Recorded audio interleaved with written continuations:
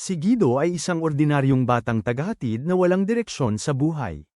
Ngunit, nang aksidente niyang matalo ang Diyos ng digmaan at kunin ang kapangyarihan nito para sa sarili, nagsimula siyang talunin ng masasamang Diyos sa araw at lumikha ng matalik na ugnayan sa mga Diyosa sa gabi. Nagsimula ang lahat nang dumating si Guido sa Italia upang ihatid ang isang kakaibang tabletang bato na pag-aari ng kaibigan ng kanyang lolo. Nang biglang, lumitaw ang isang babaeng nagngangalang Erica at tinutukan siya ng kutsilyo, iginigiit na ibigay niya sa kanya ang grimoire dahil isa siyang magic knight. Nagulat si Guido na sa Italia ay may mga babaeng humihingi ng kapalit ng walang ibinibigay na serbisyo, nang biglang umuga ang syudad at isang dambuhalang halimaw. Halos kasing pangit ng kasintahan mo, lumilitaw upang manaira. Nagmamadali si Erica na harapin ito sa tulong ng kanyang assistant, si Ariana, na nagmamaneho sa kanya papalapit sa nananalasang baboy ramo. Doon, gumagawa si Erica ng sparky boom boom na mahika at humuhugot ng espada, na ginagamit niya upang harapin ang mahiwagang halimaw. Samantala, tumatakbo si Guido sa ilang bahagi ng mga labi ng madapa siya dahil sa pagiging lampa at nalaglag ang grimoire. Nang mga sandaling yon, isang kakaibang batang lalaki ang lumitaw at pinulot ang grimoire na parang alam niya kung ano yon. Nang tanungin ni Guido kung sino siya, sinabi ng kakaibang batang lalaki na siya ang bumubuhay sa mga dating Diyos, naghahanap ng kalaban na makakatalo sa kanya. Ngunit dahil wala talagang kaalam-alam si Guido kung ano ang sinasabi ng payat na patpat, ipinaliwanag niya na kailangan niyang ihatid ang tableta sa isang tao at humihingi siya nito pabalik. May mapanuksong tawa, sumang-ayon ng bata na ipagkatiwala ito kay Guido at naglaho. Samantala, hirap na hirap si Erica sa pagpigil sa demonyong baboy nang mahulog siya mula sa bubong, ngunit bago pa siya tuluyang mapinsala, hinawakan ni Guido ang kanyang kamay at iniligtas siya. Sa sandaling yun, nawala ang warthog at bumalik sa normal ang lahat maliban sa milyon-milyong halaga ng pinsala sa ari-arian. Pagkatapos, sa estasyon ng tren, ikinukwento ni Erica kay Guido ang tungkol sa pag-iral ng mga Diyos pati na rin ng mga ereheng Diyos, na nagdadala ng kapahamakan sa daigdig ng tao. Nang magtaka siya kung paano hindi pa niya alam, alamin ito, ipinaliwanag ni Guido na i-deliver lang niya ang bato sa isang babaeng nagngangalang Lucrecia, na kinikilala ni Erica bilang isang mangkukulam. Gayunpaman, dahil ayaw dumating sa oras ng tren, iminungkahi niyang magmaneho na lang sila patungo sa bahay nito. Doon, natuklasan nila na si Lucrecia ay isang kaakit-akit na dummy cat mommy, na ikinagulat ni Guido dahil akala niya ay matanda at kulubat na dating nobya ito ng kanyang lolo, ngunit ipinaliwanag ni Lucrecia na bata lang ang hitsura niya sa ordinaryong tao. Pagkatapos ay sinuri niya ang grimoire at tinanong si Guido kung may nakasalamuha siyang iba pa bukod kay Erica sa lungsod. Nang kumpirmahin ni Guido na nakilala niya ang isang kakaibang batang lalaki, ibinalik ito ni Lucrecia kay Guido at sinabi na kalooban ng Diyos na hawakan niya ito. Gayunpaman, nagalit si Erica dahil si Guido ay isa lamang ordinaryong tao at umalis ng padabog. Nang maglaon, nalasing ng husto si Erica at hindi na makalakad ng tuwid, kaya inialalay siya ni Guido sa kanyang silid para sa gabi at inayos ang kanyang kasuotan. Gayunpaman, matapos niyang labanan ang kanyang mga pagnanasa, nagpasya siyang umalis bilang isang ginoo hanggang sa matuklasan niyang hindi siya makalabas dahil sinarhan siya ni Lucrecia, na tiyak na may kakaiba sa kanya.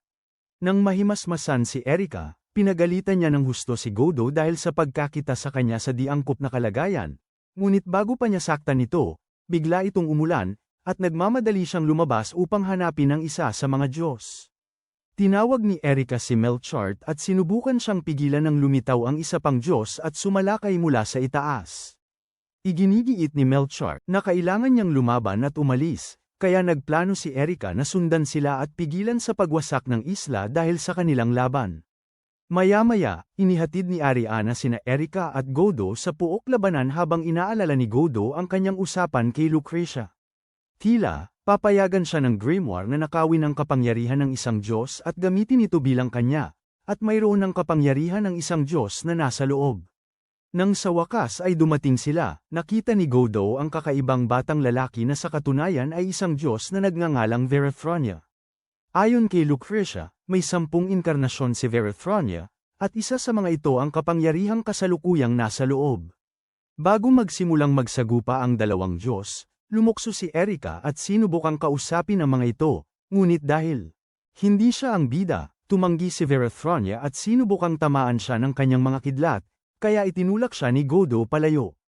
Pagkatapos, sinabi ni Godo kay Melchart na hawak niya ang bahagi ng kapangyarihan ni Verathronia at nakipagkasundo para protektahan siya ni Melchart upang manalo siya sa laban. Natutuwa, pumayag si Melchart at nagpakawala ng isang spell ng banal na proteksyon upang hindi sila masaktan ng mga kidlat ni Verathronia. Gayunpaman, kaagad na ipinatawag ni Verathronia ang isang gintong espada na nagpatamlay kay Melchart habang ginagamit niya ang espada upang putulin ang harang. Nag-iisip si Godo kung paano ito posible, kaya ipinaliwanag ni Erika na ang espada ay isang kayang pumutol sa mismong pagka-Diyos at kayang bawasan ng isang Diyos para maging isang ordinaryong mortal. Nang walang ibang mapagpipilian, balak ni Godo na gamitin ang grimoire kahit pabinalaan siya ni Erika na maaaring ikamete niya ito, ngunit nang igiit niya, labis siyang humanga sa tapang nito at hinalikan siya sa pisngi. Sa sandaling yun, nilusot ni Verathronia ang kalasag habang itinutok ni Godo ang grimoire sa kanya at ginamit ang kapangyarihan nito upang nakawin ang gintong espada. Matapos niyang malampasan ang kanyang nakakabaliw na plano, tinanong ni Godo kung ano ang kailangan niyang gawin upang malampasan ang pagka-Diyos ni Verathronia, at sa kung anong dahilan, hinawakan ni Erika ang buo niyang mukha at hinalikan nito. Agad, suminag ang isang matinding liwanag, nagpapalitaw ng hindi mabilang na gintong espada at isa sa mga ito ang tumagos kay Verathronia at nag-api siya.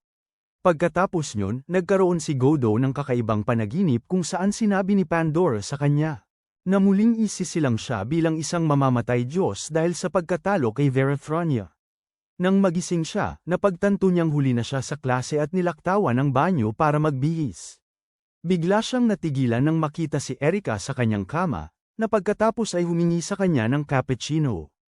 Maya-maya habang nag-aalmusal, kinwestiyon siya ng kapatid ni Godo, si Shizuka, tinatanong kung bakit niya iniuwi ang kanyang one-night stand. Matapos ipaliwanag ni Godo ang kanyang sitwasyon, tumanggi si Shizuka na maniwala sa kanya dahil pareho silang mukhang magkasintahan na nagho-honeymoon. Habang pilit na ipinapaliwanag ni Godo ang kanyang sarili, pinaalalahanan siya ni Erika sa kanilang sitwasyon na parang teleserye sa Italy. Bago pa makapagbigay ng argumento si Godo, ginagamit niya ng mabuti ang kanyang mga mahiwagang orbs at pinahina siya. Nang maglaon sa eskwelahan, si Godo ay parang naimpis na lobo, kaya tinanong siya ng kaibigan niya kung ayos lang siya. Nang ipaliwanag niya na ito ay isyu sa babae, sinabi ng kaibigan niya sa kanya ang tungkol sa isang magandang transfer student mula Italia na sasali sa klase. Ngunit, walang pakialam si Godo dahil hindi niya maalis sa isip ang sandaling natalo niya si Verathronia. Biglang gumana ang utak niya, at tinanong niya ang kaibigan niya kung taga-Italia ang transfer student. Nang mga sandaling yon, dumating si Erika, ipinakilala ang sarili sa klase bilang soulmate ni Godo. Habang nakatitig ang buong klase sa kanya na parang sila ay nakita ang kanyang browser history, hinalikan ni Erika si Godo at pinilit na umalis ang babaeng katabi niya. Gulat na tinanong ni Godo si Erika kung ano ang ginagawa niya, at sinabi nitong mananatili siya sa bansa ng ilang panahon. Bigla, pinagkaguluhan ng mga lalaki sa klase si Godo, inakusahan siyang sinira ang kanilang plano para sa kaakit-akit na babae. Para lumala pa ang sitwasyon, nagsimulang ikwento ni Erika kung paano sila nagkasama ni Godo magdamag sa isang kwarto sa Italy, ngunit mabilis niya itong hinayla palabas ng klase bago pa niya sirain ang kanyang reputasyon. Paglabas, napagtanto niyang ibang babae pala ang nahila niya, na nagpakilala bilang si Yuri. Pagkatapos ng klase, umuwi si Godo kasama si Yuri at sinabi rito na hindi siya kaladkarin tulad ng paglalarawan ni Erika, ngunit si Yuri. Bigla siyang kinikilala bilang isang hari ng demonyo at nagmamakaawang parusahan siya dahil sa panluloko. Habang iniisip ni Godo kung isa itong bagong uri ng biro, isang lalaking nakasuot ng suit ang lumitaw at pinatitigil si Yuri sa paggambala sa hari. Pagkatapos nito, ipinapakilala niya ang sarili bilang si Amakoso at ipinapaliwanag na siya at si Yuri ay miyembro ng isang organisasyon na humahawak sa mga individual na may kaugnayan sa mahika. Dagdag pa rito, ipinahayag ni Amakoso na niloko siya ni Yuri upang hawakan siya sa klase sa utos niya, dahil kailangan siyang kontaken ng organisasyon. Nang humingi muli ng paumanhin si Yuri, sinabihan siya ni Godo na huwag nang masyadong formal sa kanya dahil hindi pa niya itinuturing ang sarili bilang hari. Pagkatapos, tinanong ni Godo kung bakit nila kailangan siyang makita, at si Amakoso Nagbubunyag ng pagkakadawit ni Erika sa isang ahensyang pinangalanang Copper Black Cross. Nang bandang hapon na yun, pagdating ni Guto sa bahay, sinalubong siya ni Shizuka nang may buong tindi gamit ang katsarang bakal at inakusahan siya ng pananakit kay Yuri. Nagulat, sinabi ni Guto na hindi niya ginawa, ngunit hindi siya pinaniniwalaan ni Shizuka kahit anong paliwanag. At nang idinagdag niya na iniisip na ngayon ng lahat sa eskwelahan na siya ay malandi, sumuko si Guto at lumabas. Pagkapasok sa kanyang kwarto, naalala niya ang ideya ni Amakoso na maaaring may misyon si Erika na akitin siya para sumali sa Copper Black Cross. Habang abala siya sa pag-iisip ng malakas, bigla niyang napansin si Erika na nakahiga sa tabi niya. Kaya siya ay nataranta at sinabihan siyang itigil ang pagtatangka na akitin ang isang taong siya ay hindi man lang gusto. Nang marinig ito, iminungkahi ni Erika na magkasama sila ng isang araw upang mapatunayan niya kung ano talaga ang kanyang nararamdaman. Kinabukasan sa Italy, naghihintay si Guto kay Erika at nagreklamo kay Ariana tungkol sa gastos ng paglalakbay pabalik sa Italy para lang makasama siya ng isang araw. Bilang tugon, sinabi sa kanya ni Ariana na mag-relax at umalis na. Biglang lumitaw ang isang diyosa na nagngangalang Athena at tinanong si Godo kung siya ang God Slayer. Nang matukoy ni Guto na isa siyang diyosa, itinuro ni Athena na hindi maiiwasan ang kanilang paghaharap dahil umaasa siyang mabawi ang isang bagay na karapat-dapat sa kanya. Sinabi ni Godo na hindi siya naroon para makipaglaban, ngunit dahil naniniwala si Athena na ang paggamit ng puwersa ang panimula ng usapan, sinugod niya ito. Gayunpaman, huminto at naglaho siya nang dumating si Erika, kaya't napatalon si Guto. Pagkatapos, ipinakilala ni Erika si Godo sa mga kinatawan ng Magician Society na kasama niya upang suriin kung gaano siya kalakas. Kaagad, ipinatawag ni Erika ang kanyang espada at inatake siya, ngunit nailigin niya ang atake na may hiwa sa kanyang damit. Nang marealize na totoong espada yon, umilag pa si Guto sa mga atake at nagtanong kung nababaliw na ba siya. Sinabi naman ni Erika na ang kanyang mga kapangyarihan ay natutulog at may lalabas lamang sa isang totoong laban. Kaya ipinatawag ni Erika ang isang leon na yari sa bakal upang atakihin siya, ngunit habang iniisip ni Godo na tumakbo, hindi niya namalayang na isaaktibo ang isa sa kanyang mga kakayahan. Sa sandaling yun, hinawakan niya ang leon sa mga pangil nito at ibinato ito na ikinamangha ng mga kinatawan. Pagkatapos nito, biglang inatake siya ng espiritu ng halimaw, ngunit naiwasan niya ang mga atake habang pinag-uusapan ng mga kinatawan ang kanyang kahangahangang kakayahan. Para mas maipakita niya ang kanyang galing, binawi ni Erika ang kanyang espada at naghagis ng spell nang sabihin ni Godo na nahulog siya sa kanyang bitag. Bigla, ipinatawag niya ang isang baboy ramo na sumugod kay Erika, ngunit naiwasan niya ang atake habang winasak naman ng toro ang buong arena. Samantala, nanunood ang mga kinatawan ng may paghanga at nagpa siya na karapat-dapat siyang bigyan ng banal na instrumento. Sakto, sumugod si Guto mula sa usok at mariing hinawakan si Erika sa lupa, nagtatanong kung sapat na ba.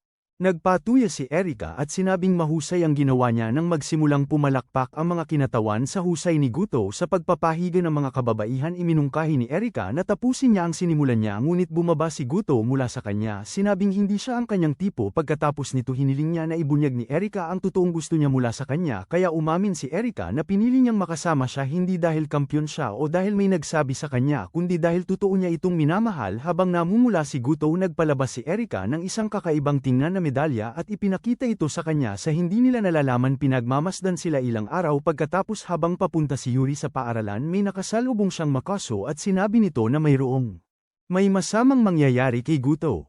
Habang nasa daan sila, tinanong siya ng isang Makaso kung kumpirmado bang may medalya si Guto na tinatawag na Gorgonian. Gayunpaman, sa gate, nakita niyang sinasakal ni Erika ang dukhang lalaki. Sa ibang lugar, nararamdaman ni Athena ang Gorgonian sa malapit at nagpakawala ng spell para hanapin ito. Samantala, sa paaralan, nakita ni Erika na puno ng love letters ang locker niya, kaya nagpabagsak pa nga siya sa lahat habang hindi niya ito pinansin at lumakad na parang isang diva sa walkway. Pagdating niya sa klase, nakita niyang nalulumbay si Guto at tinanong kung bakit ito malungkot. Bilang tugon, sinabi ni Guto na nag-aalala siya dahil gusto siyang ipahamak ng lahat dahil sa pakikisama niya sa pinakamagandang babae sa paaralan. Pagkatapos ay sinabi ni Erika na siya ay lahat ng kailangan niya para maging masaya, Ngunit alam ni Guto na hindi siya nagsasabi ng totoo. Kaya umalis siya at nakasalubong si Yuri, na nagtanong kung pwede silang magkita pagkatapos ng klase.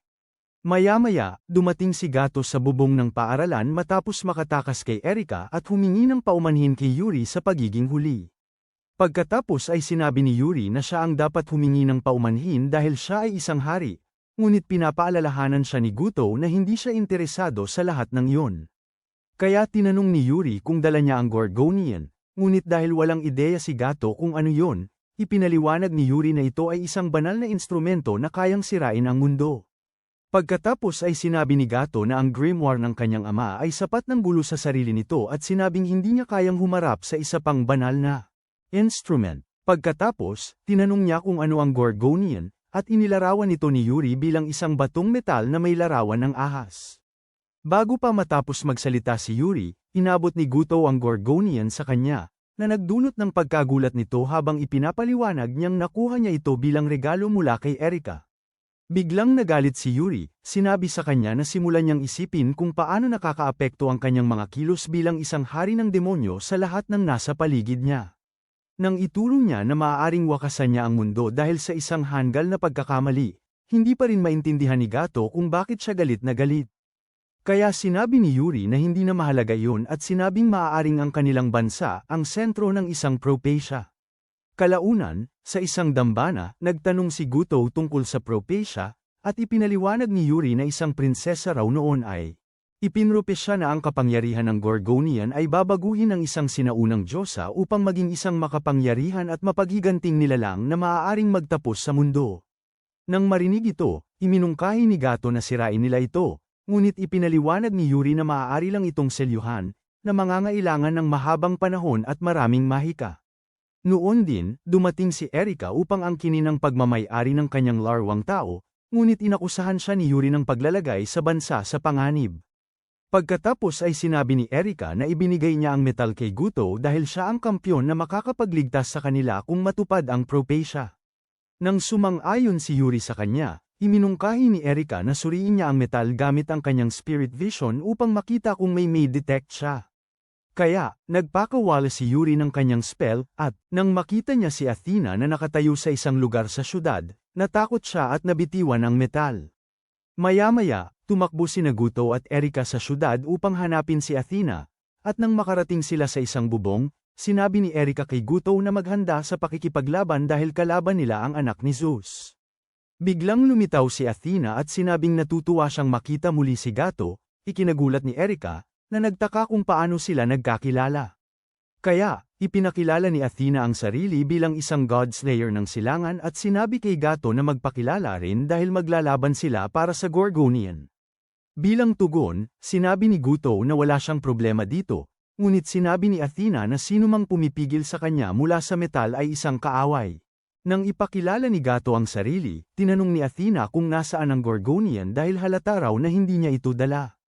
Nang marinig ito, naisip ni Erika na kayang maramdaman ni Athena ang lokasyon ng metal, kaya't ipinatawag niya ang kanyang espada at sinalag ang atake ni Athena gamit ito.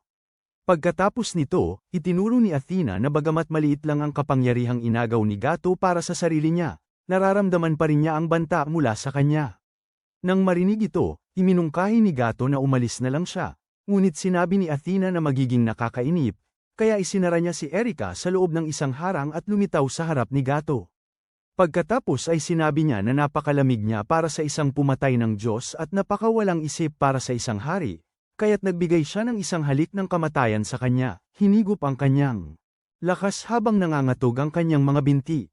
Nang siya ay bumagsak, naisipan ni Athena na tuluyan siyang alisin upang mawala ang kanyang nakakasagabal na kapangyarihan. Ngunit biglang nakatakas si Erika at ginawa niyang sibat ang kanyang espada. Nang makita ito, tinanong ni Athena si Erika kung nais na niyang sumama sa kanyang mga ninuno ng maaga, ngunit nagpakilala si Erika at naghanda para sa isang laban.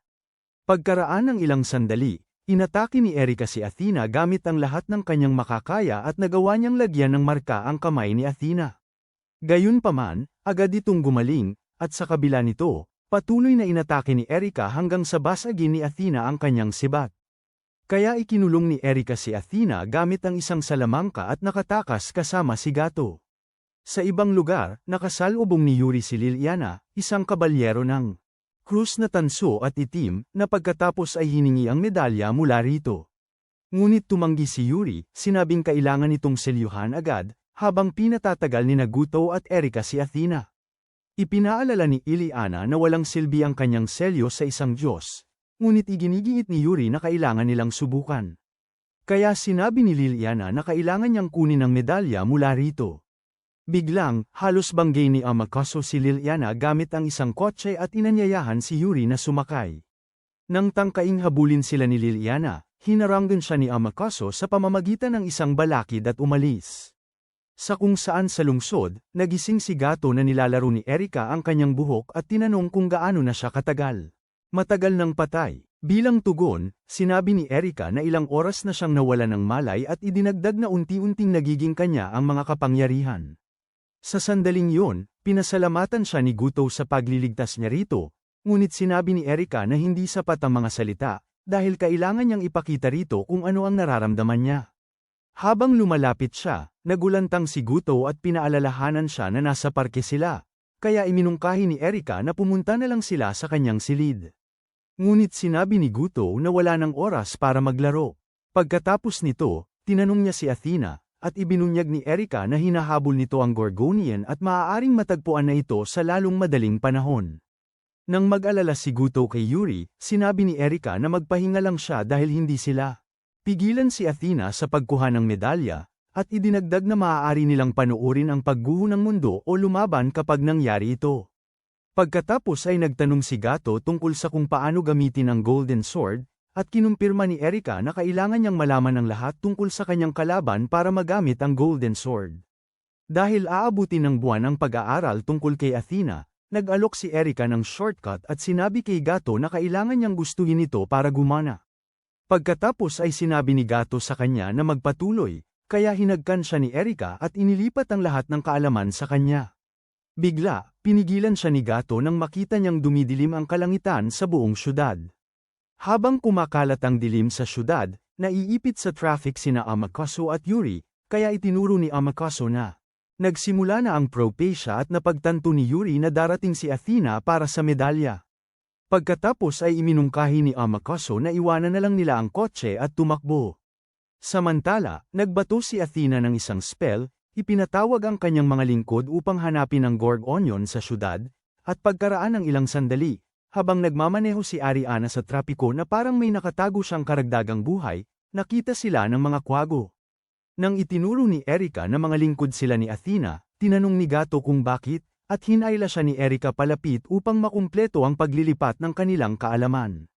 Nagulat, pinaalalahanan niya ito na nasa kotse si Ariana, at nang napagtanto niyang nanunood ito, sinabihan niya itong tumingin sa daan.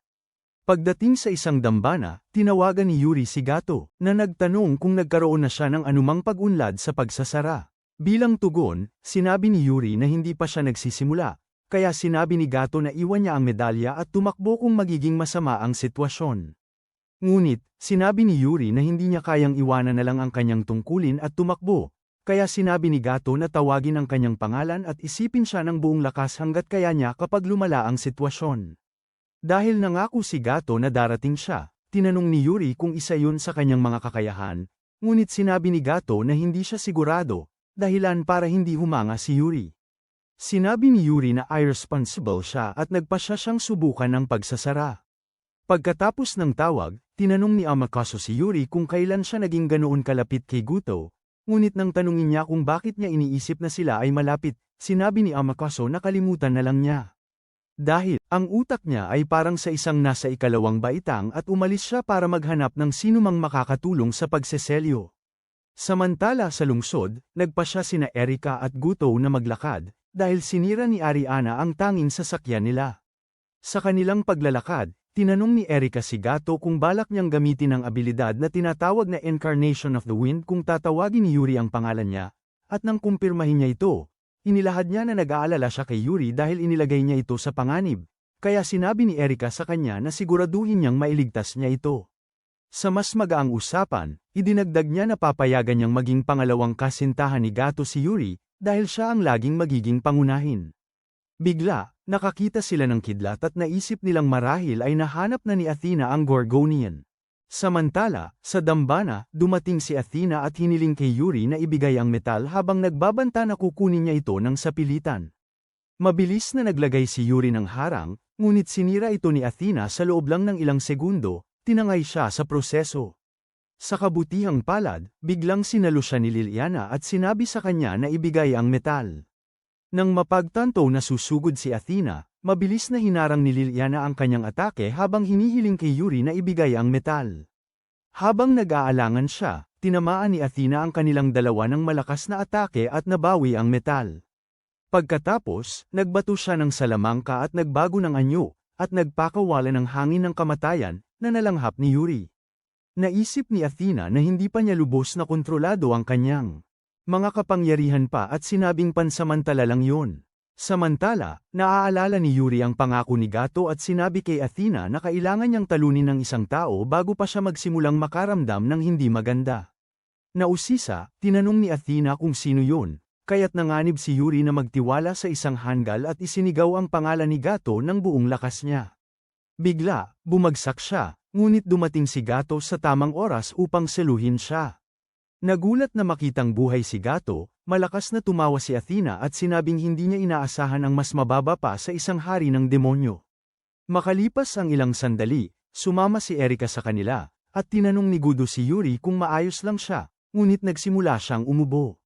Kaya, sabi ni Athena na nalantad si Yuri sa kanyang hangin ng kamatayan. Habang nagtataka si Gudo kung ano yun, iminungkahi ni Rika na gamitin niya ang kanyang ginintoang espada. Kaya, ipinatawag ni Gudo ang espada at ginamo si Yuri gamit yun.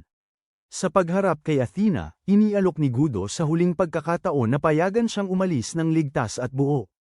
Gayunpaman, sinabi ni Athena na siguro ay mabagal siyang umunawa at inihayag na kakatapos lang niyang mabawi ang ilang kapangyarihan at gusto niyang subukan ang mga ito sa kanya. Pagkarinig nito, naghanda si Gato upang lumaban, kaya unang umatake si Athena, ngunit nailihis niya ang atake habang inuutusan si Erika na panatilihing ligtas si Yuri, dahil nagpasya siyang talunin si Athena. Mabilis, hinawakan ni Erika si Gato at hinalikan ito upang ilipat ang natitirang kaalaman sa kanya, naiwan si Yuri na nagulat. Biglang umiilaw ang gintong espada ni Gato at biglang lumitaw ang milyon-milyong espada habang nagbabanta siyang tapusin si Athena ng tuluyan. Nahanga, si Athena ay sumalakay kay Gato, na patuloy namang humaharang sa mga atake. Pagkaraan ng ilang sandali, tinanong ni Athena kung wala na siyang ibang galaw, kaya tumakas si Gato. Bigla, pinatawag ni Athena ang dalawang dambuhalang serpiente upang pigilan siya, at nang humarap siya rito, sinabi niya rito na wala na siyang matatakasan, dahil kailangan nilang tukuyin kung sino ang nakahihigit. Gayunpaman, sinabi ni Gudo na sinusubukan niya itong pahayagin ang lihim nitong alas, at pinangaralan siya tungkol sa koneksyon niya sa mga ahas. Nang mga sandaling yon, itinutok ni Gudo ang ilang espada sa isa sa mga dambuhalang serpiente at inalis ito sa laban. Sa puntong ito, nakatuon ang pansin ni Athena sa gintong espada habang ang ibang espada ay nakatutok sa isa pang ahas. Matapos mapabagsak ang isa pang ahas, patuloy na pinangangaralan ni Gudo si Athena tungkol sa kanyang kasaysayan, kaya nagalit siya at panya na ito, ngunit hinawi ni Gudo ang pana gamit ang kanyang espada. Dahil sa wala ng ibang pagpipilian, sinubukan ni Athena na gawing bato si Gato, ngunit pinawalang bisa ni Gato ang kanyang atake gamit ang espada nito at umatake pabalik sa kanya. Mabilis na nagpalabas si Athena ng karit, hinaharangan ng atake nito habang patuloy siyang pinagdidiskitahan tungkol sa kanyang kasaysayan. Biglang, mga espada na nakatutok kay Athena ay lumipad patungo sa kanya, ngunit hinaranggan niya ang mga ito gamit ang isang harang. Gayunpaman, nilampaso ni Gato ang harang gamit ang mas maraming espada. Tumatagos dito at binabasag ito gamit ang kanyang ginintoang espada. Pinapanood ni na Erika at Yuri ang laban mula sa malayo, at nang tanungin ni Yuri kung ano ang nangyari, ipinaliwanag ni Erika na hinati lang ni Gato ang kabanal ni Athena at sinabing aalis siya upang tulungan si Gato, dahil malapit nang maubos ang ginintoang espada. Nang maubusan na ng bisa ang ginintoang espada ni Gato, inatake siya ni Athena at inihayag na alam niya na ang kapangyarihan nito ay pag-aari ni Verafrona.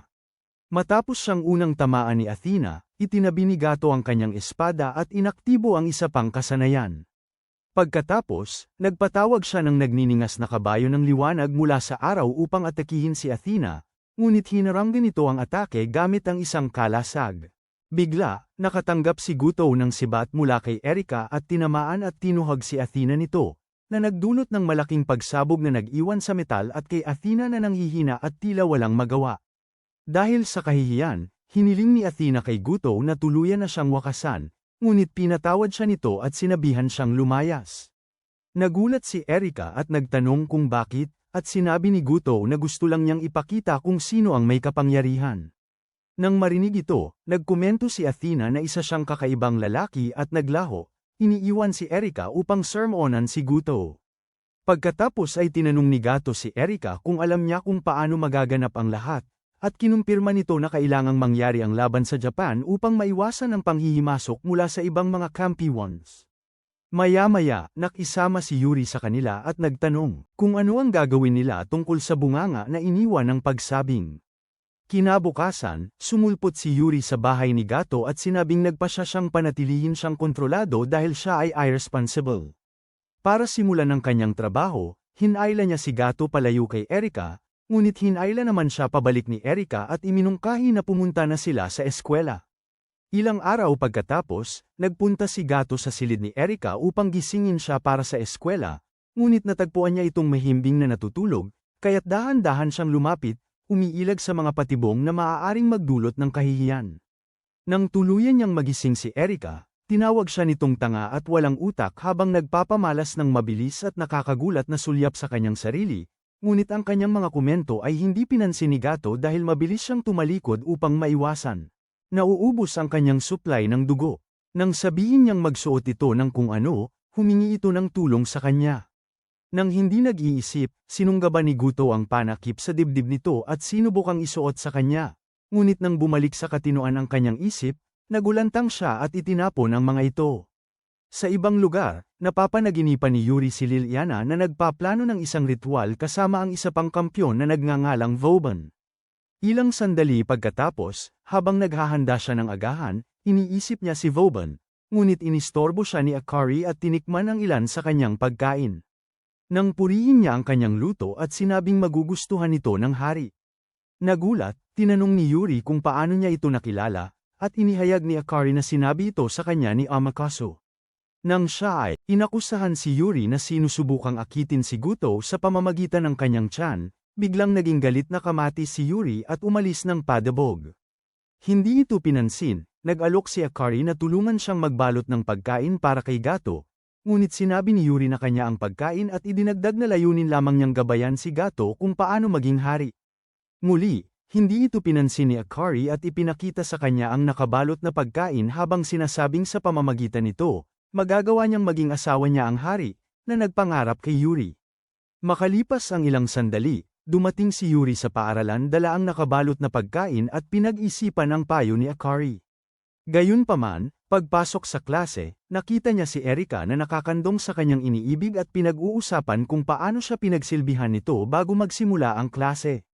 Na-trauma sa nakita, si Yuri ay nagdabog sa lamesa at pinagsabihan sila ng tama, pero bamanat si Erika, na sinasabing walang kaiyahiya sa paggawa nito sa klase. Nang maglaon sa sports, habang pinapahanga ni Erika ang lahat sa kanyang galing, lumapit si Yuri kay Gato para itanong kung gumagamit siya ng mahika.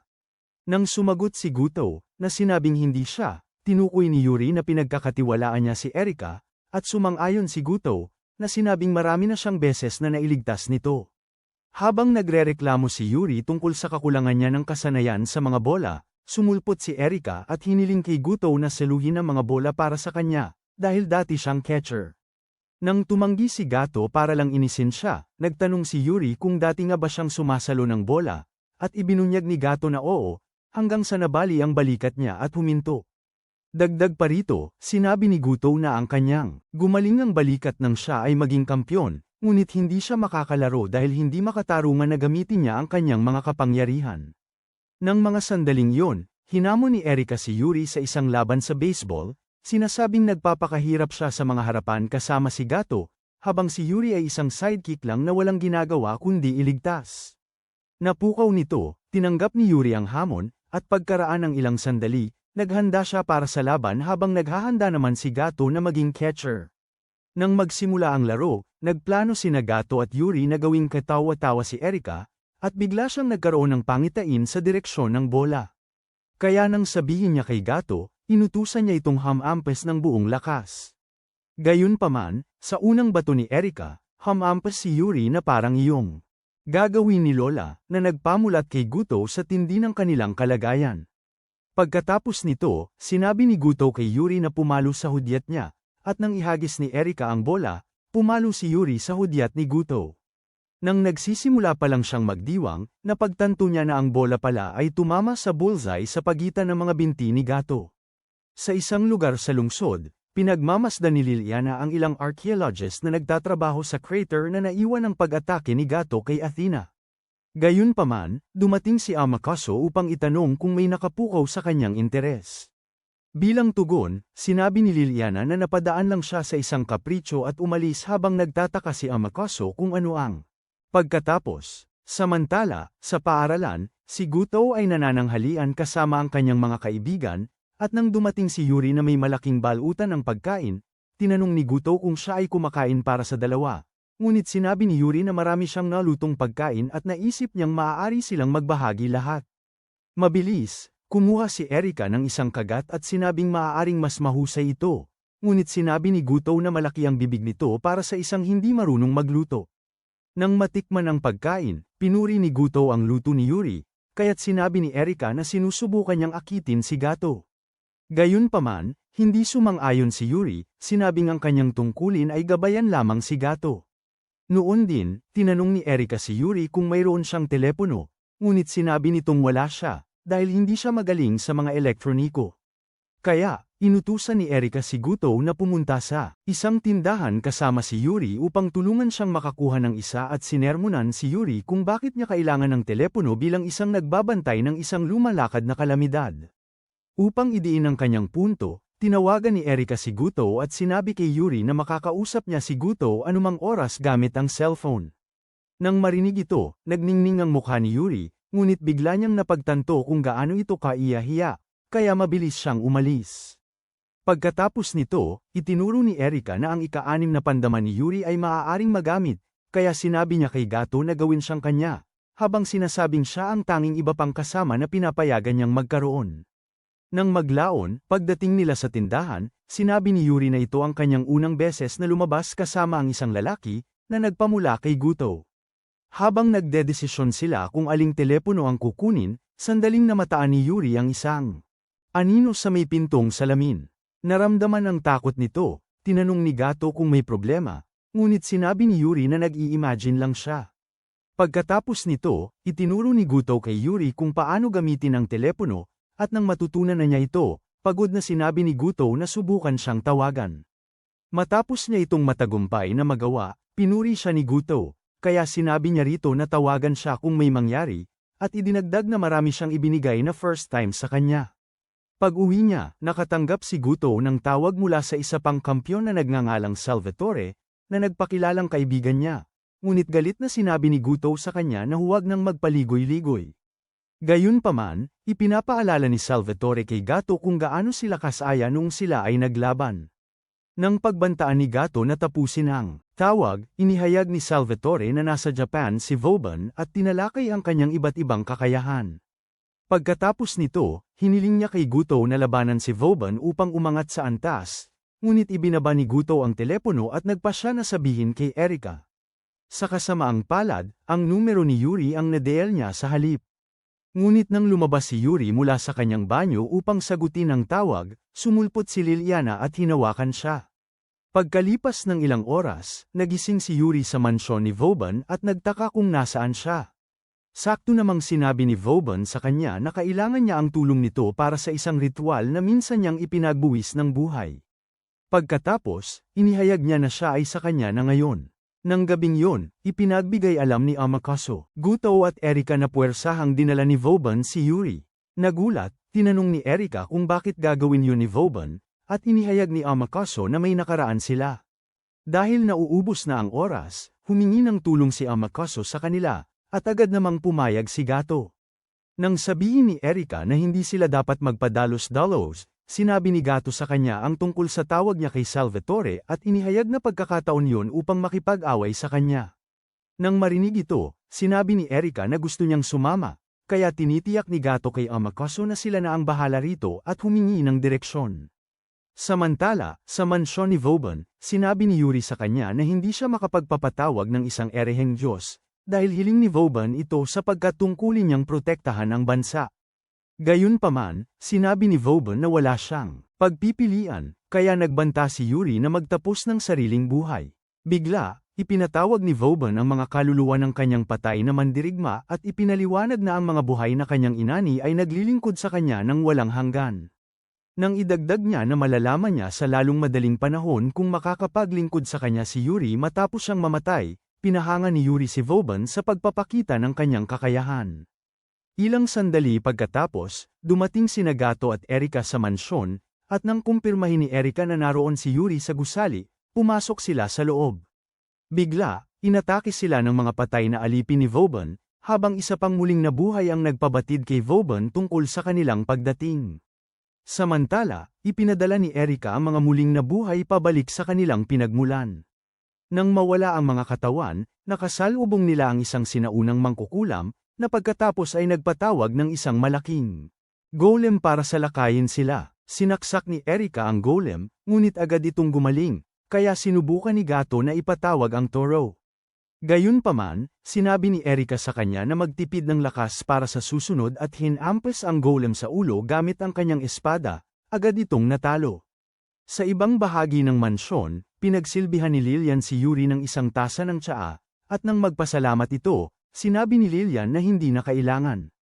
Pagkatapos nito, sinubukan ni Yuri na makipag-usap ng casual kay Lilian, ngunit pinutol siya ni Lilian at ibinunyag na nasa gusali si Gato upang labanan si Vauban. Nang idagdag niya na ang mga Godslayer ay allergic sa kapayapaan, sumagot si Yuri na sinasabing iba si Gato. Pagkatapos ay sinabi ni Liliana na naging kampiwan si Gato sa pamamagitan ng pakikipaglaban sa isang Diyos at sinabi kay Yuri na maghanda para sa isang pagtawag. Samantala, nakatagpo sina Erika at Gato ng mas maraming mandirigmang undead, kaya ipinatawag niya ang bakal na leon upang linisin sila. Pagkatapos ay nagtanong si Gato kung makakakilos ba siya. Ngunit sinabi ni Erika sa kanya na iligtas ang lakas niya para kay Vauban. Dahil mausisa, tinanong ni Gato kung gaano kalakas si Vauban, at ibinunyag ni Erika na siya ang pinakamabangis sa lahat ng kampiwan. Kaya habang sila ay nagpapatuloy, isa pang mangkukulam ang sumubok na sunugin sila ng buhay, ngunit tinalo siya ni Erika. Pagkatapos, dumating sila sa isang silid kung saan natagpuan nila si Vauban na napapalibutan ng mababangis na lobo na tila isang kontrabida na seryosong-seryoso sa kanyang hitsura. Pagkatapos ay ipinakilala ni Guto ang sarili at ipinapahayag na naroon siya para kay Yuri. Nalibang, sinabi ni Vauban na kaedad niya si Gato nang siya ay maging kampiwan, ngunit sinabi ni Gato na wala siyang interes sa kanyang mga kwento. Sinabi ni Vauban na si Yuri ay kanya at tinanong kung may dinala si Gato na katumbas na halaga upang ipagpalit sa kanya.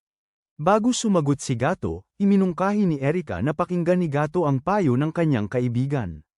Nalilito, nagtaka si Gato kung ano ang kanyang pinag-uusapan, kaya't sinabi ni Erika na naging matalik na magkaibigan sina Gato at Salvatore matapos ang kanilang duelo. Idinagdag pa niya na iminungkahi ni Salvatore na hamanin siya ni Guto sa isang paligsahan ng lakas at turuan siya ng mga kalungkutan ng pagtanda. Nagulat, namangha si Guto sa pagkukwento ni Erika at itinuro na hindi ganoon kabaliw si Salvatore.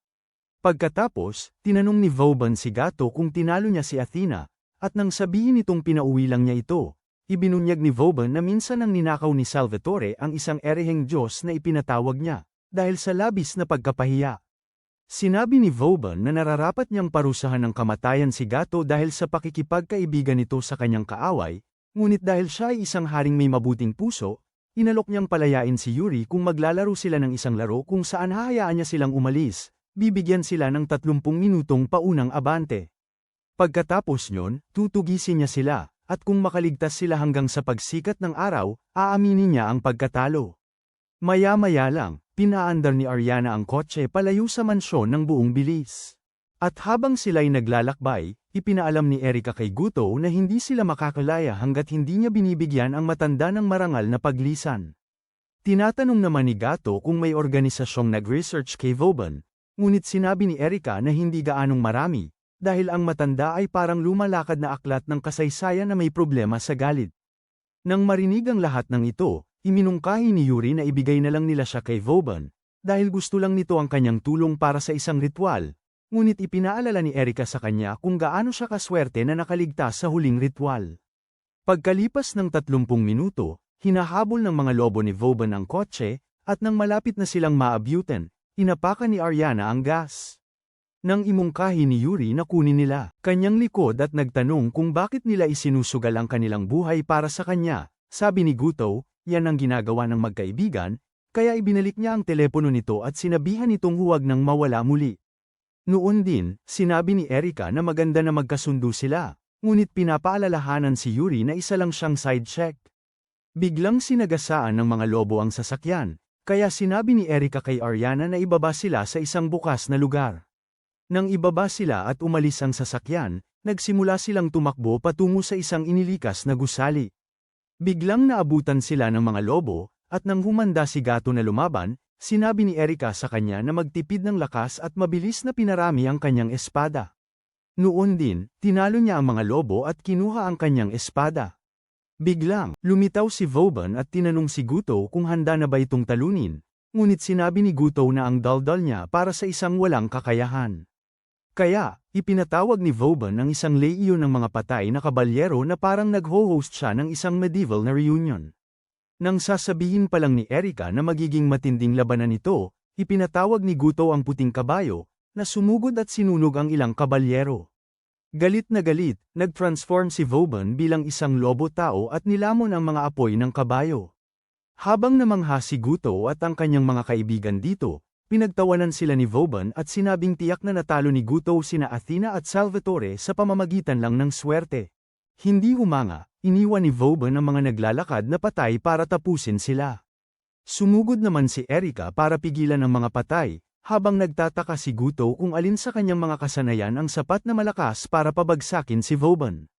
Dahil wala siyang alam tungkol sa kanyang kalaban, nang sandaling yun, hinawakan siya ni Yuri, at napagtanto ni Gato na kailangan niya itong protektahan. Kaya inaktiba niya ang isang kasanayan at nakatakas sa atake ng isang patay na nilalang, gamit ang bilis ng raptor. Maya-maya, nagpakawala din si Erika ng spell at nakatakas din. Gayunpaman, nakasalubong niya si Liliana sa bubong, na nagsabing hindi niya ugali ang tumakas, dahil mahilig siyang magpakitang gilas. Pagkatapos nito, hinugot ni Liliana ang kanyang espada at naghahanda para lumaban. Kaya ginawa ni Erika ang kanyang sibat na espada at naghanda ring lumaban. Pagdating ni Guto sa isang ligtas na lugar, nagsimulang bumilis ang tibok ng puso niya na parang gustong kumawala, ngunit mabilis siyang sinubukang gamutin ni Yuri. Gayunpaman, dahil hindi gumagana ang mahika, ipinaliwanag ni Gato na ang mahika ay gagana lang sa kanya kapag ito ay direktang itinurok sa kanya. Bigla, naalala ni Yuri na hinalikan ni Erika si Guto sa pag-aakalang tinutulungan lang niya ito. Ngunit dahil hindi niya ito kayang halikan, nagsimulang kiskisin ni Yuri ang dibdib nito para pakalmeyan ang mabilis na tibok ng puso. Samantala, mabilis na umiikot si Erika kay Liliana, na hindi naman humahanga sa kanyang paggalaw. At sinubukang saksakin siya ng kanyang espada.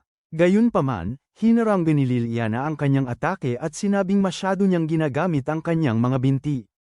Bilang tugon, sinabihan ni Erika na tumigil siya sa pagdaldal at lumaban ng elegante, kaya't ipinagpatuloy nila ang pagbabangga ng kanilang mga espada.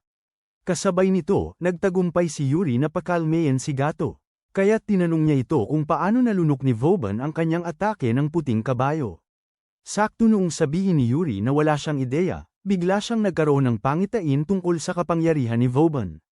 Naramdaman nito, tinanong ni Guto kung may nakita siya, ngunit inistorbo sila ni Amakoso, na sinabing nasa panganib si Erika.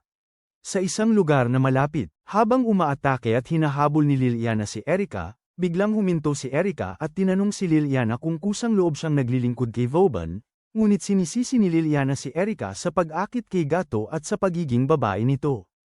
Pagkatapos nito, ipinaliwanag niya na nakuha ng kanyang lolo ang kanyang inspirasyon mula sa kanya at pinilit siyang maging babae ni Vauban. Desperado siyang gampanan ang kanyang obligasyon bilang isang kabalyero, sinubukan ni Liliana na umatake ngunit sumisigaw si Yuri, pinapahinto sila. Noon din, inaakusahan ni Yuri si Liliana na tinutulungan si Vauban, na nagpahirap sa kanila ilang taon na ang nakalipas. Pagkatapos ay itinuro niya na matatanggap siya ni Gato, ngunit sinabi ni Liliana na hindi siya kailanman tatalikod.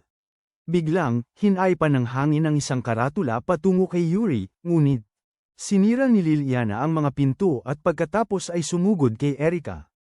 Gayunpaman, nagsimulang pag-usapan ni Erika ang isang sekretong nobelang romansa na isinulat ni Liliana at itinago sa isang dibuhit sa kanyang silid.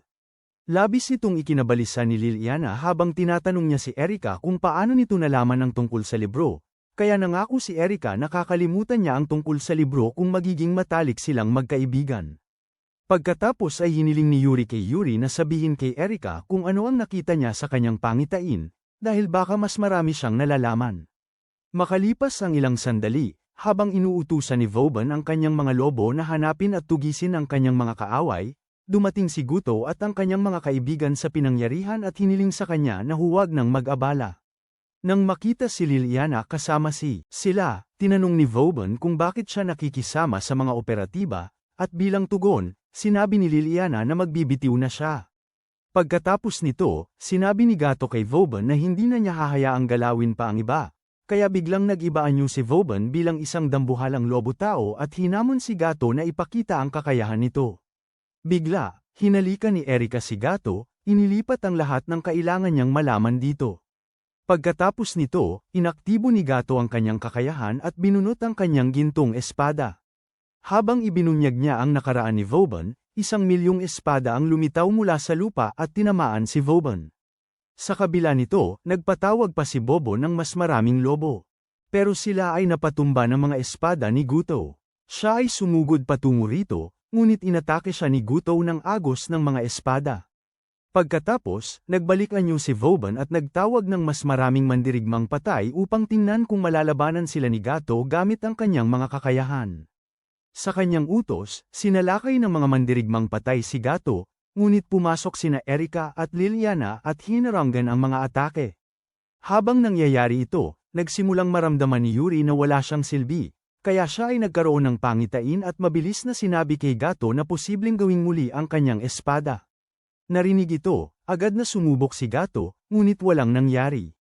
Pagkatapos, ipinaliwanag ni Erika na ang espada ay nangangailangan pa ng kaalaman tungkol sa Vauban para gumana, kaya lumapit si Yuri at hinalikan si Gato upang ilipat ang kaalaman, ngunit dahil walang nangyari, ang hukbo ng mga dipatay ni Vauban ay pumaligid kina Erika at Liliana. Sa pagkakita nito, nagsimulang manguyam si Vauban sa kanila. Ipinaliwanag ni Yuri kay Guto na kailangang totoo ang halik, kaya nang subukan nilang muli, biglang lumakas ang gintong espada at napuno ang kalangitan ng kanyang mga binagong espada. Agad, inatake ni Gato ang mga patay na mandirigma ni Vauban, ngunit nakaligtas pa rin si Vauban kahit paano at pinatumba si Gato habang nagpapanik si Yuri. Pagkatapos, ipinatawag ni Vauban ang mga sinaunang Diyos, at halos hindi na si Gato umiiwas na tamaan ng kidlat. Nang makita ito, sinubukan ni Erika na mamagitin, ngunit pinigilan siya ni Vauban gamit ang kidlat at sinabi sa kanya na lumayo dahil ito ay isang duelo sa pagitan ng mga hari. Pagkatapos nito, halos mawalan siya ng ulirat dahil sa mga kidlat na atake ni Vauban, na parang tinutusta na ang katawan niya. Bigla, nakarinig si Gato ng kakaibang mga boses na nag-uudyok sa kanya na bumangon muli, kaya inaktibo niya ang isa sa kanyang mga kasanayan. Sa sandaling yun, tinamaan siya ni Vauban ng kidlat at tumalikod upang umalis, ngunit sa kanyang pagkagulat, sinabi ni Guto na hindi lang siya ang low-budget na Thor sa paligid at nagpakawala ng kidlat na atake kay Vauban. Gayunpaman, inilihis ni Vauban ang pag-atake at nagpa siya na magpasalamat kay Gato sa pagbibigay aliw sa kanya. Kaya nang magsimulang magplano si Vauban ng isa pang pag-atake, lumakas si Erika at Liliana at tumayo sa tabi ni Gato upang ipagtanggol siya. Mula sa gilid, lumakas din si Yuri, at magkakasama, binigyan nilang lahat si Gato ng lakas. Kaya hinaranggan ni Guto ang isang atake ng kidlat mula kay Vauban at napagtanto na hindi pa rin siya sapat ang lakas upang talunin ang matanda. Bigla, ang mga kaluluwa ng mga patay sa ilalim ng utos ni Vauban ay nagsimulang sumuporta kay Gato at nagbigay sa kanya ng kanilang lakas. Kaya nagawa ni Gato na manaig kay Vauban sa pamamagitan ng isang napakalakas na pagsabog. Nang akalain nilang tapos na ang lahat, gumapang si Vauban palabas ng bunganga ng lupa at sinabing hindi pa tapos ang laban. Bago pa muling magkagulo, mabilis na humakbang si Yuri at itinuro na umaga na. Sa kirot na nadama, inamin ni Vauban ang pagkatalo at nangakong tatalunin si Gato sa susunod nilang pagkikita. Matapos siyang mawala kasama ang kanyang hukbo ng mga patay, bumagsak si Yuri, ngunit nasalo siya ni Gato at tinanong kung ayos lang siya. Kaya ipinaliwanag ni Liliana na ang paggamit ng ganoong karaming kapangyarihan ay siguradong nakapagod sa kanya ng husto. Para lalong lumala ang sitwasyon, biglang nagkunwari si Erika na pagod na pagod. Kaya mabilis na lumapit si Gato para tumulong, ngunit mabilis siyang hinayla ni Erika at hinalikan, habang pinanunood sila ni Liliana, at nakaramdam ng hiya para sa kanila. Ilang sandali pagkatapos, sa isang bakasyon sa dalampasigan sa Italy kasama si Lucrecia, naglalaro ng volleyball ang mga babae. At sa kung anong paraan ay ang mukha ni Gato ang samalo sa bola. Nang siya ay bumagsak at mawala ng malay, kaagad na nagmadali ang mga babae upang tingnan siya at sinimulan nilang magsisihan.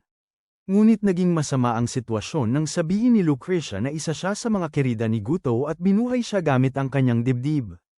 Kaya, habang nag-uunahan ang mga babae na magbigay ng kakaibang tulong sa kanya, nagtaka si Gato kung saang bahagi ng langit siya napunta.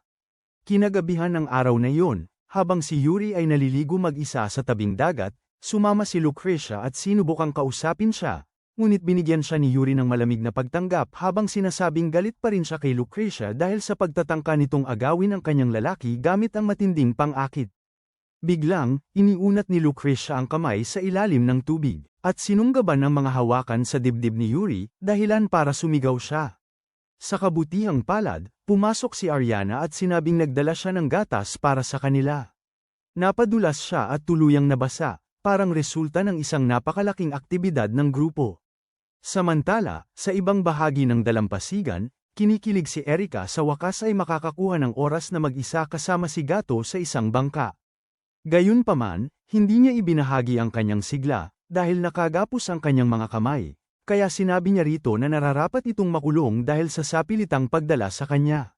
Gayunpaman, sinisisi ni Erika si Guto dahil sa kawalan nito ng lakas ng loob at diskarte na kinakailangan upang dalhin ang kanilang relasyon sa susunod na antas. Bigla, binalika ni Gato sa alaala ang sandali nang imbitahan siya ni Erika sa isang bakasyon at hindi siya binigyan ng anumang opsyon na tumanggi. Sa pagtatangkang iwasan nito, kinontak niya si Lucrecia, humihiling na magtago sa bahay nito, ngunit pagkatapos niyang pumayag, sumama si Yuri sa kanya sa paliparan.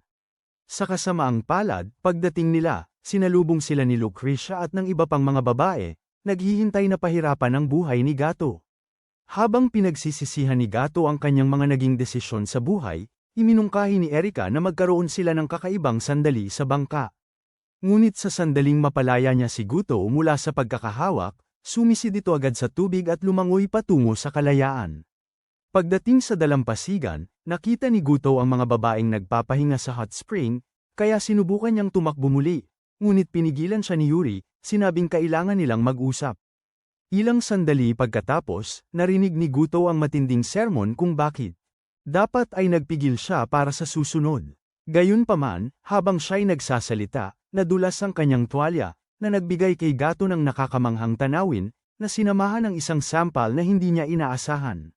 Sa ibang bahagi ng lungsod, nakatanggap si Liliana ng tawag at ipinaalam sa kanya na si Salvatore, na kanilang sinusubaybayan, ay nakatakas.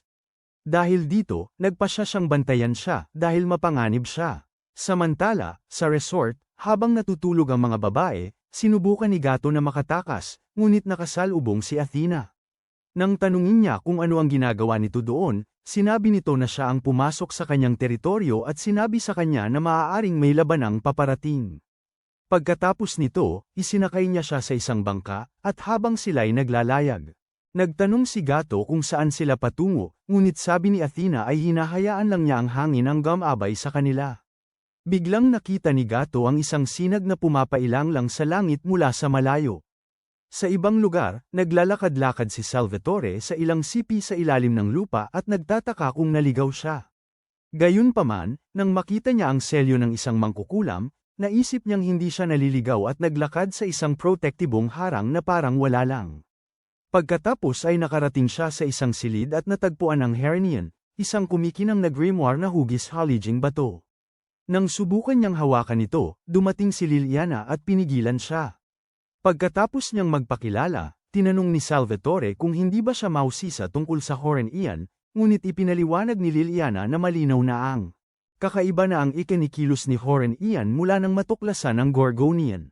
Bilang tugon, sinabi ni Salvatore na nakipaglaban sana siya kay Athena upang makuha ang Gorgonian kung alam niyang darating ito, kaya't hinugot niya ang kanyang espada at ipinahayag na gusto niya ang kapangyarihan ni Horen Ian para sa kanyang sarili.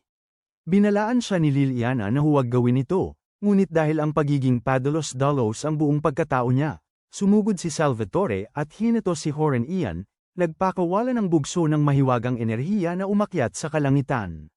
Bigla, lumitaw ang isang Diyos na nagngangalang Perseus sa isang kalapit na bundok at pinanood ang pagbabago ng mahiwagang sinag sa isang dragon. Samantala, nang makita ni Guido at Athena ang dragon sa kanilang bangka, nagtaka si Guido kung ito ay isang Diyos, ngunit ipinaliwanag ni Athena na ito ay isang banal na nilalang na magdadala ng gulo. Kasabay nito, dumating si Liliana sa ibabaw at nakita si Perseus na sumasalakay sa dragon, kaya sinundan niya kung saan bumagsak ang dragon at nang matagpuan niya ang sugatang dragon, lumitaw si Perseus at nagpakilala na parang nasa isang resyom. Nang malaman niyang isa itong mangangaso ng dragon, binalaan niya itong huwag patayin ang dragon, dahil magkakaroon ito ng mga kahihinatnan. Ngunit, sinabi ni Perseus na kahit si Mia Khalifa ay hindi siya mapipigilan sa pagtupad ng kanyang tungkulin. Bigla, sinubukang sunugin ng dragon si Perseus gamit ang apoy na hininga nito, ngunit pinrotektahan ni Liliana ang sarili niya habang bumababa si Perseus mula sa kalangitan upang talunin ang dragon.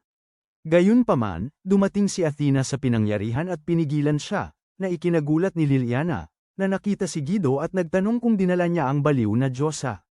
Ipinaliwanag ni Goto na dinala siya ni Athena, at pinanood nila si Athena na sumipsip ng kapangyarihan ng dragon para sa sarili niya.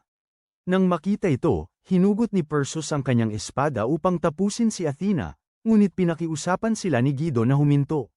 Bigla, sinulyapan siya ni Perseus at nakilala siya bilang isang mamamatay Diyos, kaya idineklara niya na kaaway din niya si Gato.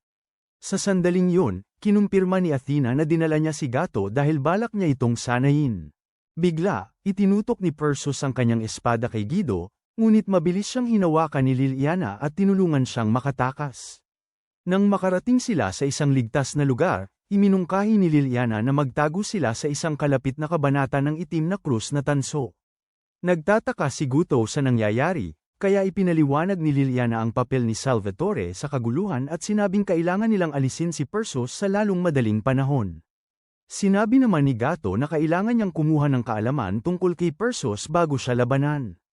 Nag-alok naman si Liliana na gumamit ng mahika ng pagtuturo sa kanya, ngunit ipinaliwanag ni Gato na hindi gagana ang mahikang ihahagi sa kanya mula sa labas.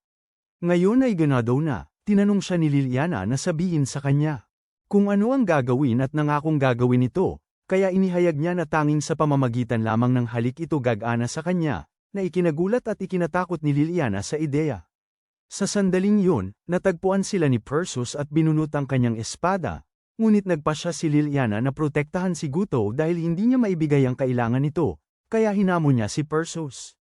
Gayunpaman, nang nasa klase sila, napagtanto niya na hindi siya ganoon kalakas, kahusay, kaya mabilis na ipinatawag ni Guto ang baboy ramo upang salakayin si Perseus. Gayunpaman, nakaligtas si Perseus sa atake at gumanti gamit ang isang salamangka na nagpadala sa baboy ramo ni Guto sa bakasyon. Nagulat, nagtanong si Liliana kung ano ang nangyari, at inihayag ni Guto na selyado na ang kanyang kapangyarihan. Bigla, isang palaso mula kay Perseus ang tumama malapit sa kanila, at ang nagresultang apoy ay halos masunog sila, kaya't sinubukan ni Gato na tumakas gamit ang raptor, ngunit pinatamaan siya ni Perseus ng palaso. Nagulat nang makita si Gatong bumagsak, Lumuhad si Liliana sa tabi ng kanyang katawan habang bumunot si Persos ng isa pang palaso, desididong polanan si Gato ng mga palaso. Gayunpaman, hamarang si Liliana, at sa sandaling bibitawan na niya ang palaso, sinugod siya ni Athena mula sa likuran. Nang tawagin niya itong taksil na duwag, sinabi ni Athena kay Persos na iwanan na si Gato, dahil siya ang kanyang biktima. Nang marinig ito, tinanong ni Persos kung bubuhay si Gato, at nang kumpirmahin niya ito, idinagdag ni Athena na mas nagiging kawili-wili si Gato matapos siyang talunin. Nang marinig ito, nagpa siya si Persos na umurong at ipagpatuloy ang laban kapag nagising si Guto mula sa kanyang mahimbing na pagtulog. Pagkaalis niya, sinabihan ni Athena si Liliana na ipaalam kay Guto na hindi niya papayagan ng isa pang pagkukulang at naglaho. Samantala, sa kabilang buhay, nakilala ni Gato si Pandora, na siyang nagpaliwanag kung bakit siya namatay kahit na ginamit niya ang kanyang kakayahan.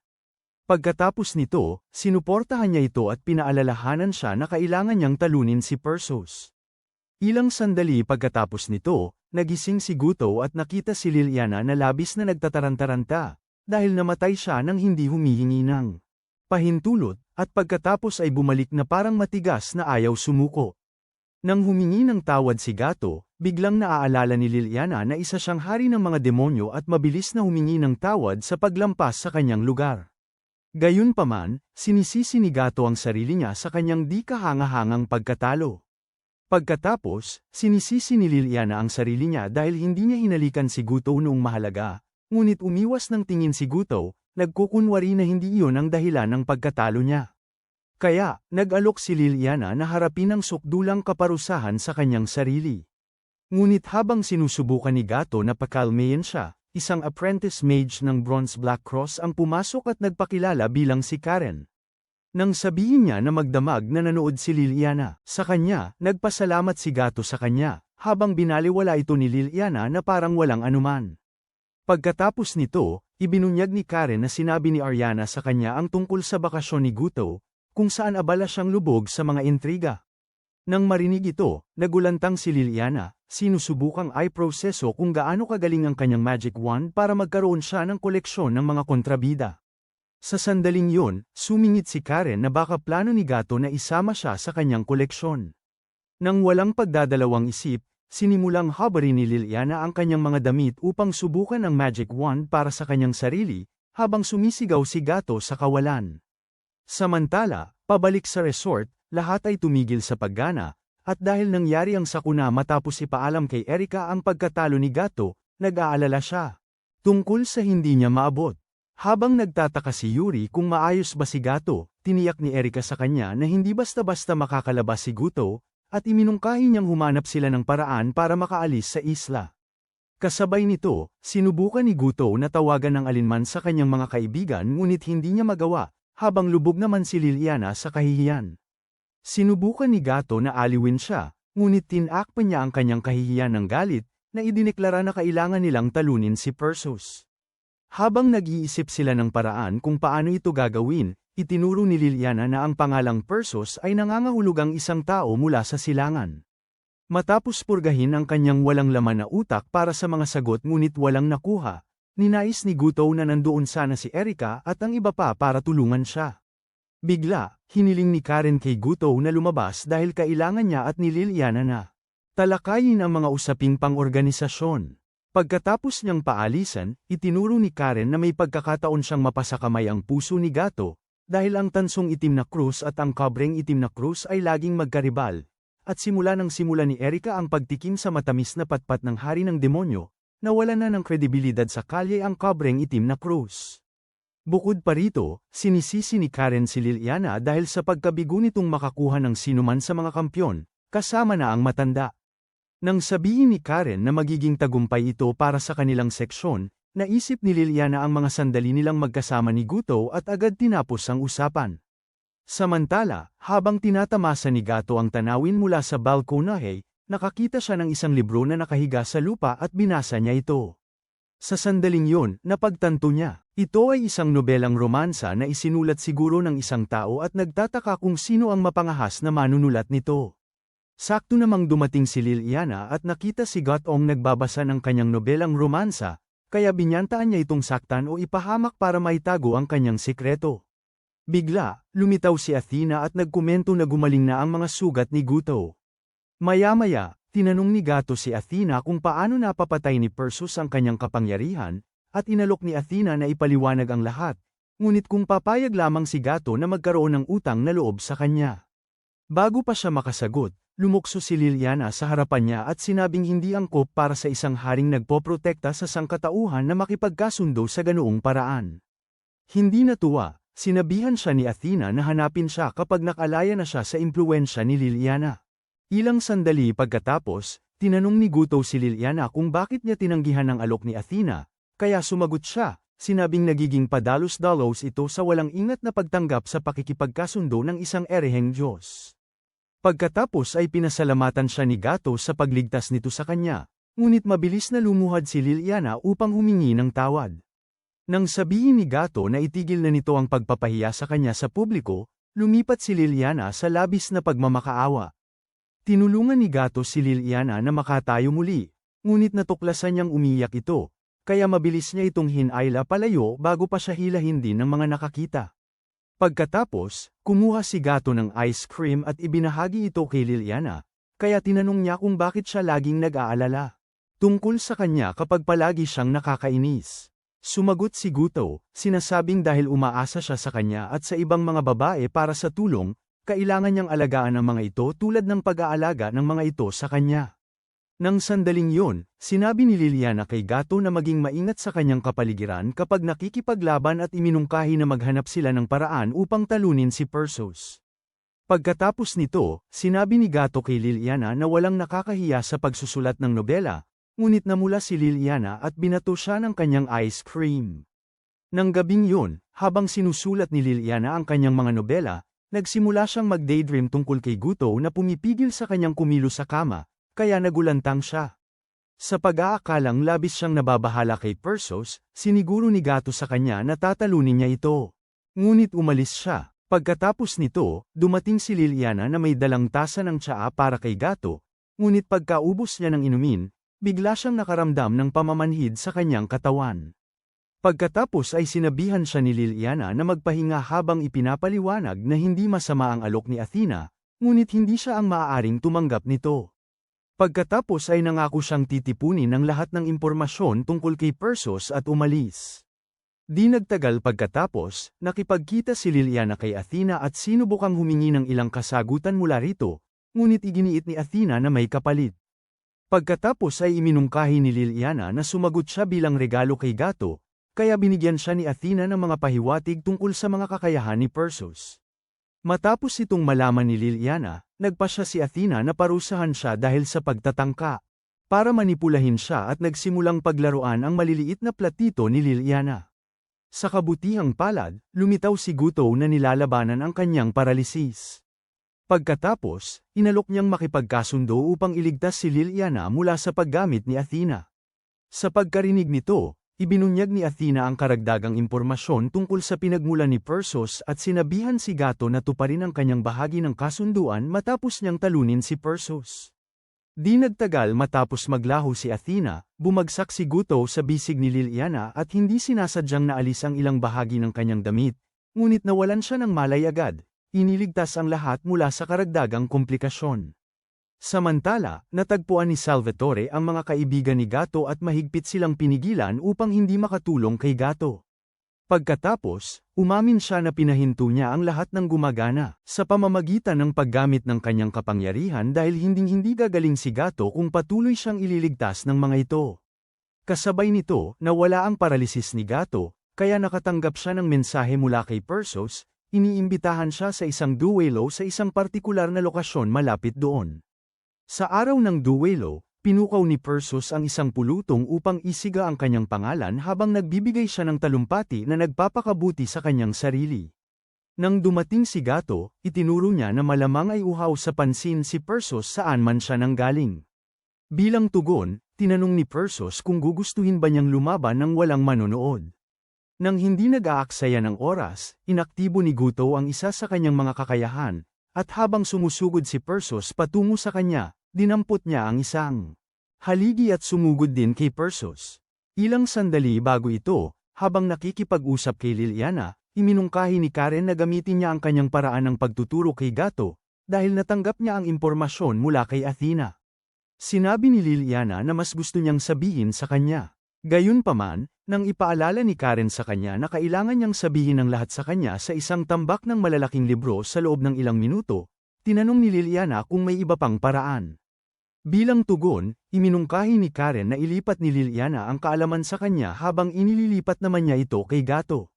Nang patuloy na may lang si Liliana sa ideya, sinabi ni Karen na halik lang yun. Ngunit idineklara ni Liliana na iniipon niya ang kanyang unang halik para sa gabi ng kasal niya.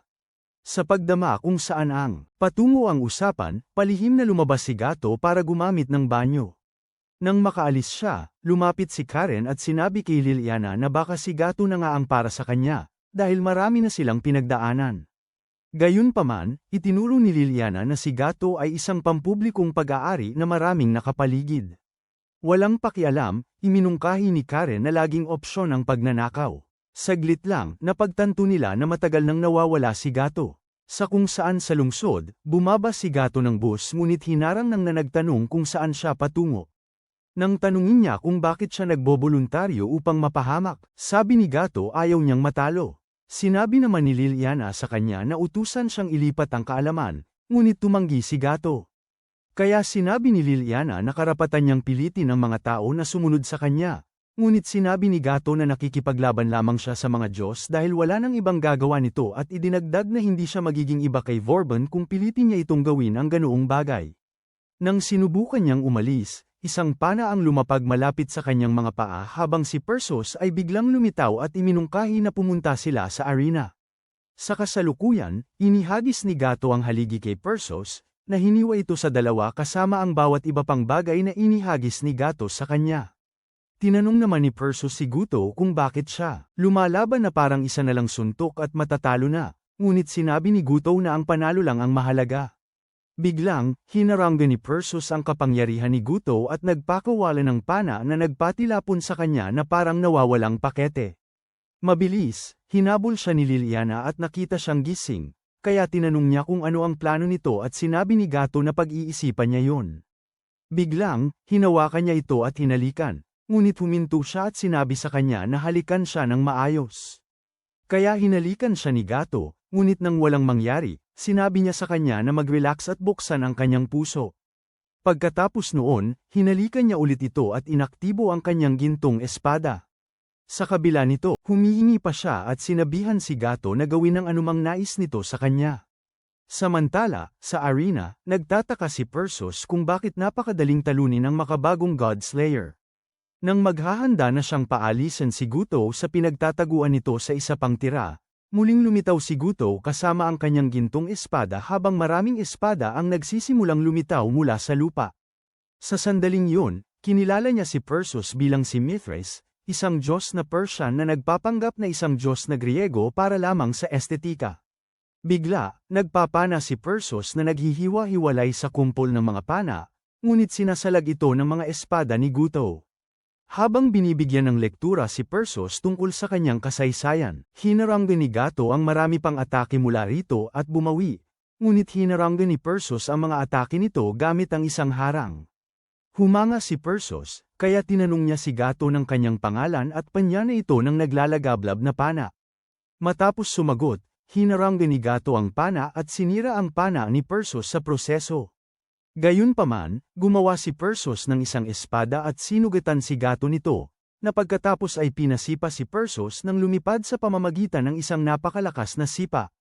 Tumayo muli si Perseus, na naiintriga, at pinasunod si Liliana gamit ang isang natatanging kakayahan. Pagkatapos ay inutusan niya itong atakihin si Gato, at habang inaatake siya, sinubukan ni Gato na kausapin para matauhan kanya. Gayunpaman, nang tinarget niya ang ulo nito at sinugatan siya ng ilang beses, lumayo si Gato sa kanila.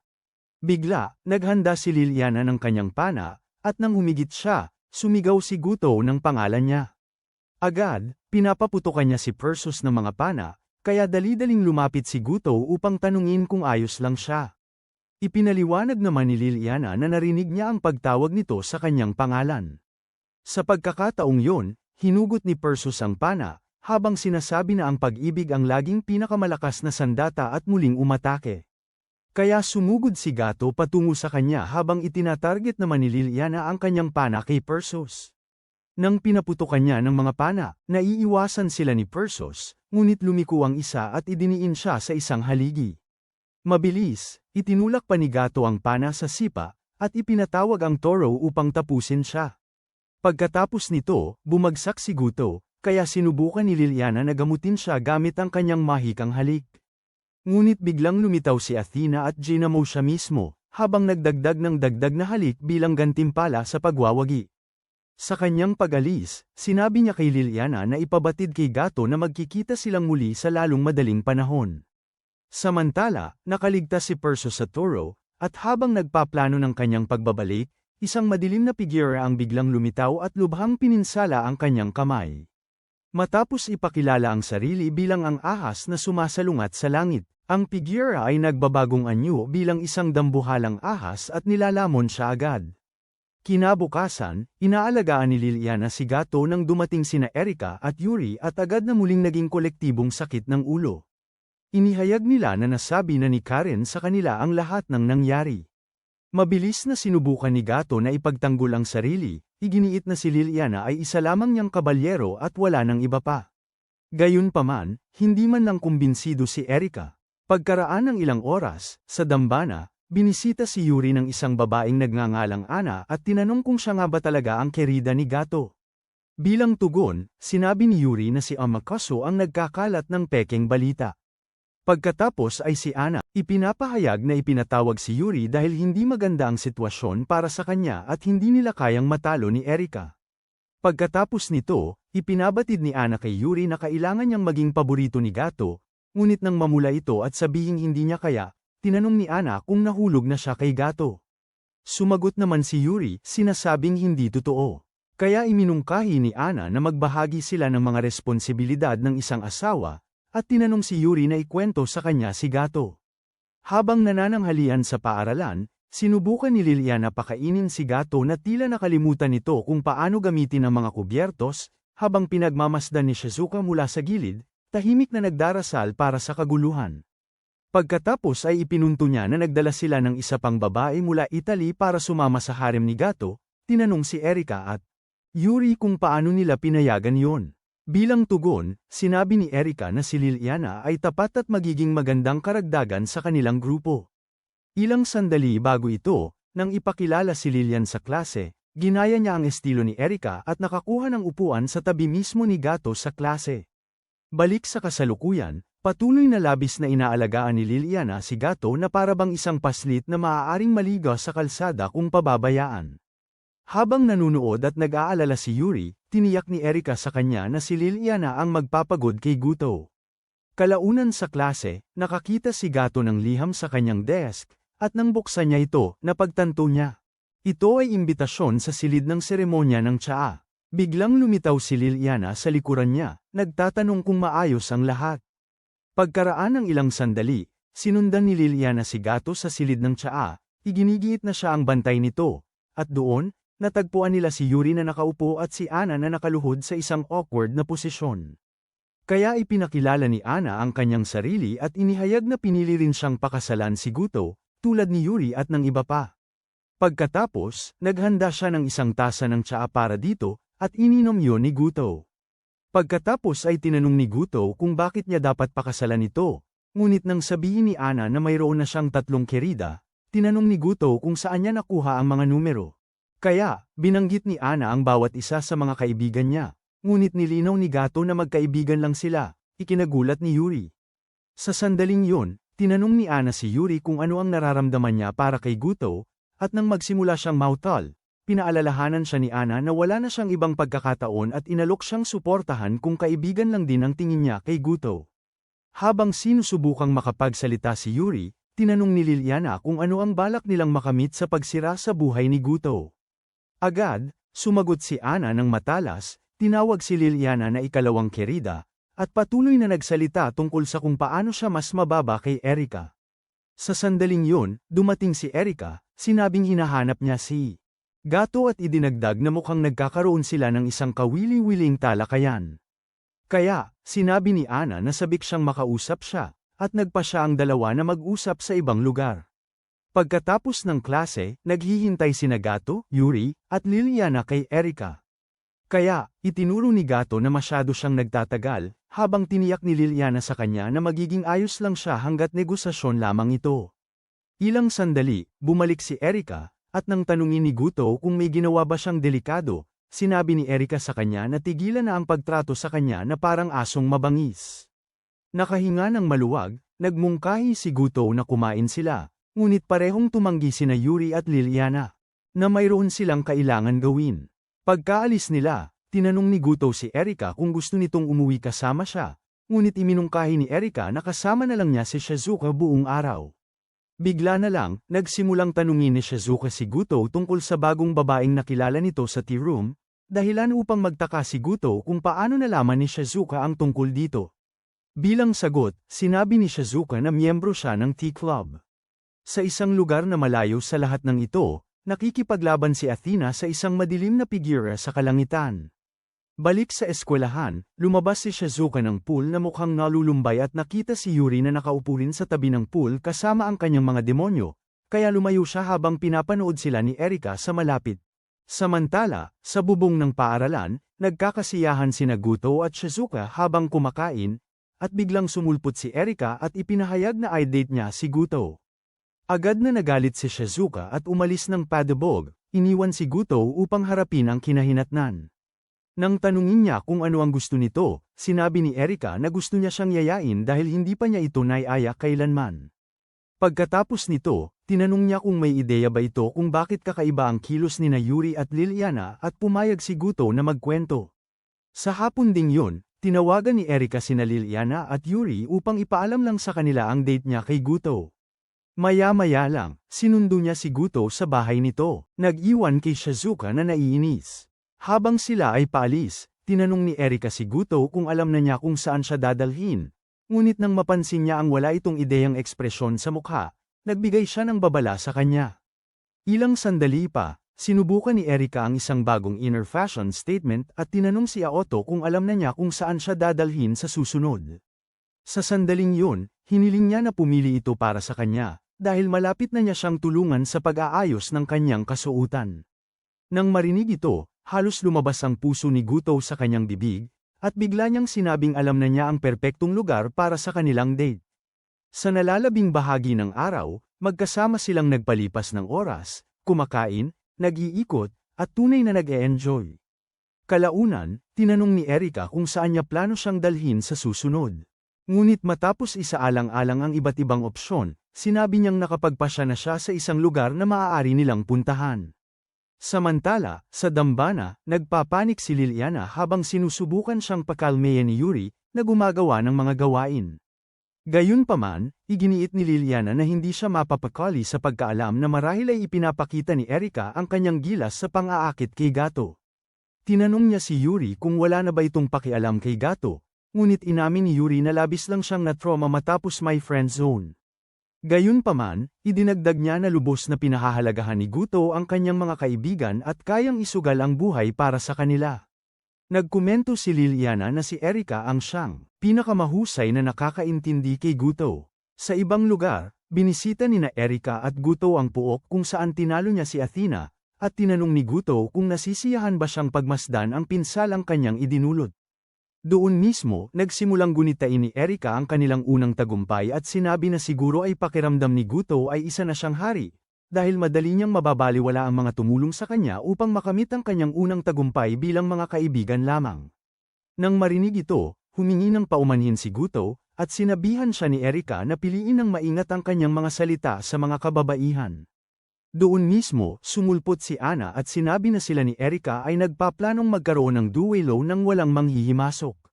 Bigla, nagbihis si Erika at naghanda para lumaban. Sa sandaling ilabas ni Ana ang kanyang espada, naramdaman ni Yuri ito at mabilis na lumabas.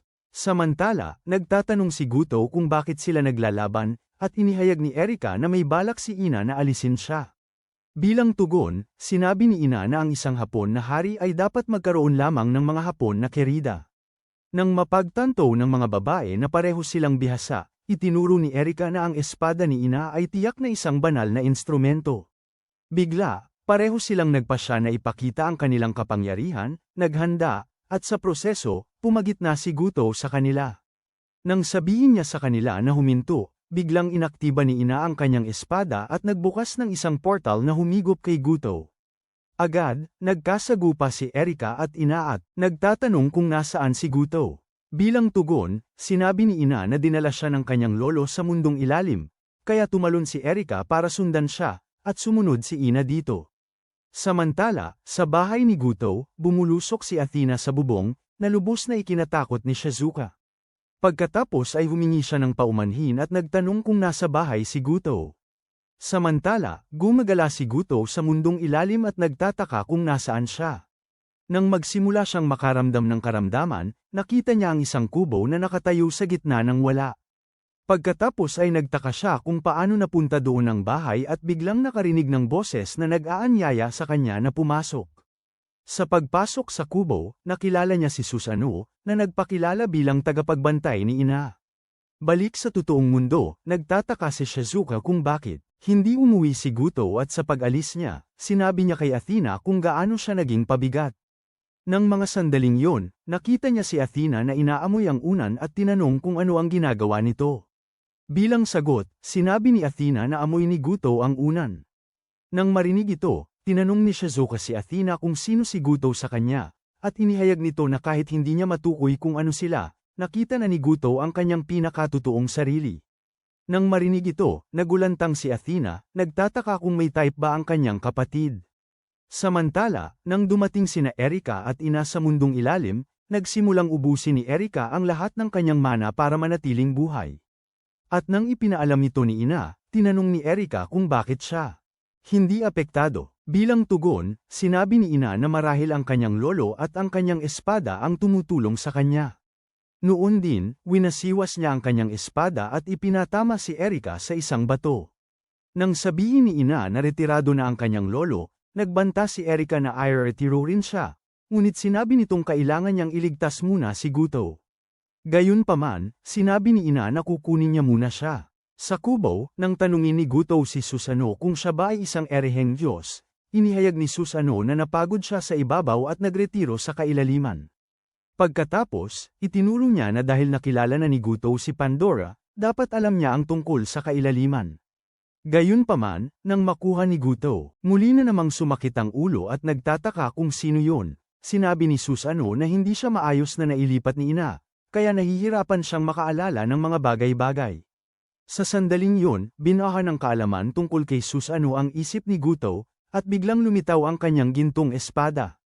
Habang nagtataka siya kung ano ang nangyayari, ipinaliwanag ni Susanoo na ang Netherworld ang naglalaman ng lahat ng alaala ng universo, at kinukuha niya ang mga ito. Si Susanoo, bahagyang humanga, ay binanggit na hinamon niya sana si Guto sa isang duelo kung hindi pa siya nagretiro mula sa aktibong kaguluhan. Pagkatapos ay tinanong ni Guto kung bakit siya dinala sa Netherworld, at ipinaliwanag ni Susanoo na ang kanyang layunin ay ilipat ang kapangyarihan kay Ina. Nang magtanong si Guto tungkol sa sina Ina at Erika, binigyan siya ni Susanoo ng live na preview ni Erika na kasalukuyang hawak ni Ina. Kaya, nang sabihin ni Guto na ililigtas niya si Erika, sinabi ni Susanoo sa kanya na mayroon pa silang hindi natatapos na usapan. Sa kung saan sa Netherworld, hinayaan ni Ina na ganap siyang sapian ng kanyang espada, at sinimulang sipsipin ng mana ni Erika na para bang ito ay isang limitado lang na alok. Habang humihina si Erika, lumapit si Ina upang tapusin siya. Sa totoong mundo, nagsimulang magkaroon si Yuri ng mga pangitain sa nangyayari at sinabi kay Liliana na ang kanilang mga kaibigan ay nadala sa Netherworld. Habang sinusubukan nilang alamin kung paano sila maibabalik, sumulpot si Amakaso, nag-aalok ng tulong. Kinwestiyon ni Liliana ang kanyang mga intensyon, kaya ipinaliwanag niya na malapit ng kailanganin si Gato dahil isang kakaibang kadiliman ang kumakalat sa kalangitan sa buong mundo. Samantala sa kabilang buhay, dumating si Guto sa tamang oras para sagipin si Erika gamit ang kanyang gintong espada. Pagkatapos, kinausap niya si Ina, ngunit napagtanto niyang ganap siyang napasailalim ng kapangyarihan ng kanyang espada. Kaya't inaktiba niya ang kanyang gintong espada, at pinilit niya si Ina na umatras. Matapos siyang makatakas sa isang portal, napansin ni Gato na walang malay si Erika, kaya't dinala niya ito sa ilalim ng puno at inalagaan siya. Ngunit dahil humihina na siya, sinubukan ni Gato na i-teleport siya pabalik sa Earth, ngunit sa halip ay napunta lang sa iba't ibang lugar sa kabilang buhay. Samantala, sa bahay ni Guto, sinabi ni Athena kay Shizuka kung paano siya sinugatan ni Guto gamit ang kanyang napakalaking lakas, na nagpaunawa kay Shizuka kung gaano kalayo na sa katinoan ang kanyang kapatid. Bigla, narinig ni Athena ang tungkol sa kakaibang kababalaghan na nangyayari sa buong mundo at nawala ng walang paliwanag. Balik sa Netherworld, humingi si Erika ng huling halik kay Guto, ngunit sinabi ni Guto na wala siya sa kondisyon para sa biruan. Si Erika, gayunpaman, ay seryosong nagbigay ng kanyang huling kahilingan at inamin ang kanyang pagmamahal sa kanya. Sa pagkarinig nito, hinawakan ni Gato si Erika at hinalikan, pagkatapos ay agad na sumigaw sa sobrang pagkadismaya at nagtaka kung bakit kailangan niyang mawala si Erika. Bigla, nagkaroon siya ng bagong kakayahan mula sa espiritu ni Verathronga. Pinapangako niya kay Erika na laging mananatili sa tabi niya at isinasaaktibo ang kanyang bagong kasanayan. Pagkatapos ay ibinuhos niya ang kanyang mahika sa kanya, binibigyan siya ng banal na proteksyon habang siya ay gumagawa ng masasayang tunog. Samantala, sa mundo ng ibabaw, sinubukan ni Liliana na i-teleport si Yuri patungo sa mundong ilalim, ngunit may humadlang sa kanila bago pa nila ito magawa. Balik sa mundong ilalim, bumalik si Ina na ganap na sinapian ng malayong pinsan ni Groot, na pagkatapos ay sumalakay sa kanila. Dahil pinalakas ng mahika ni Gato sa loob niya, binunot ni Erika ang kanyang espada at malubhang tinamaan ang halimaw. Sa sandaling yun, nagkamalay si Ina, kaya ginamit ni Guto ang bilis ng raptor upang ihiwalay siya mula sa halimaw. Gayunpaman, nawala ang kanyang damit sa proseso, nagbigay kay Guto ng tanawin na lubos na nakabigla sa kanya. Nang sandaling yun, hinalikan siya ni Ina bilang pasasalamat, ngunit tinawag ni Erika ang kanilang atensyon pabalik sa halimaw. Nang sandaling yun, nakarinig sila ng malakas na ingay at gumuho ang mundong ilalim. Agad, natagpuan nila ang kanilang mga sarili pabalik sa dambana at muling nakasama sina Liliana at Yuri. Nang sandaling yun, napagtanto nila na ang kapangyarihan mula sa espada ni Ina ay nasipsip ni Metis, ang masamang kambal ni Athena. Nagkataon namang dumating si Athena, ikinagulat ng lahat. Nang magtaka sila kung bakit may dalawang bersyon ng Athena, kinilala ni Guto ang masamang kakambal bilang si Metis at ipinaliwanag na siya ang ina ni Athena at inihayag na sinabi ni Susano sa kanya ang tungkol sa hilig ni Metis na sirain ang mundo. Nang marinig ito, sinabi ni Yuri na ang prophecy ng Starry Night ay maaaring matupad pa rin, at kinumpirma ito ni Erika sa pagsasabing magugunaw ang mundo kung mabawi ni Athena ang kanyang tunay na anyo. Bigla, ipinatawag ni Metis ang espada ni Ina at nagsimulang man-ira habang pinupuntirya si Gato na para bang nasa listahan nito ng kanyang mga gagawin. Sa kabutihang palad, niligtas siya ni Athena, kaya tinanong niya kung bakit hindi nahihirapan si Metis sa espada. At ipinaliwanag ni Yuri na bagaman may kasaysayan ang espada ng pagtalo sa mga diyosa na espiritu ng ahas tulad ni Metis, ang espada ay nagmula talaga mula sa mga ahas. Noon din, sinabi ni Erika kay Gato na tumakas kasama si Athena dahil matatapos na ang lahat kung tuluyang makuha ni Metis si Athena. Nag-alok noon si Gato na labanan siya, ngunit ipinapaalala ni Erika sa kanya na kagagamit lang niya ng kanyang ginintoang espada, at hindi nila maaaring ipagsapalaran ang paggamit ng kanilang alas ng napakaaga. Habang nagkakasundo ang mga babae na harapin ang baliw na ina ni Athena, dumating si Ariana, nagmamaneho na parang si Dominic Torreta, kaya hinawakan ni Gato si Athena at sumakay sa kotse. Gayunpaman, nang tumanggi si Yuri na sumama sa kanila, sinigaw ni Gato ang pangalan nito habang lumalayo si Ariana.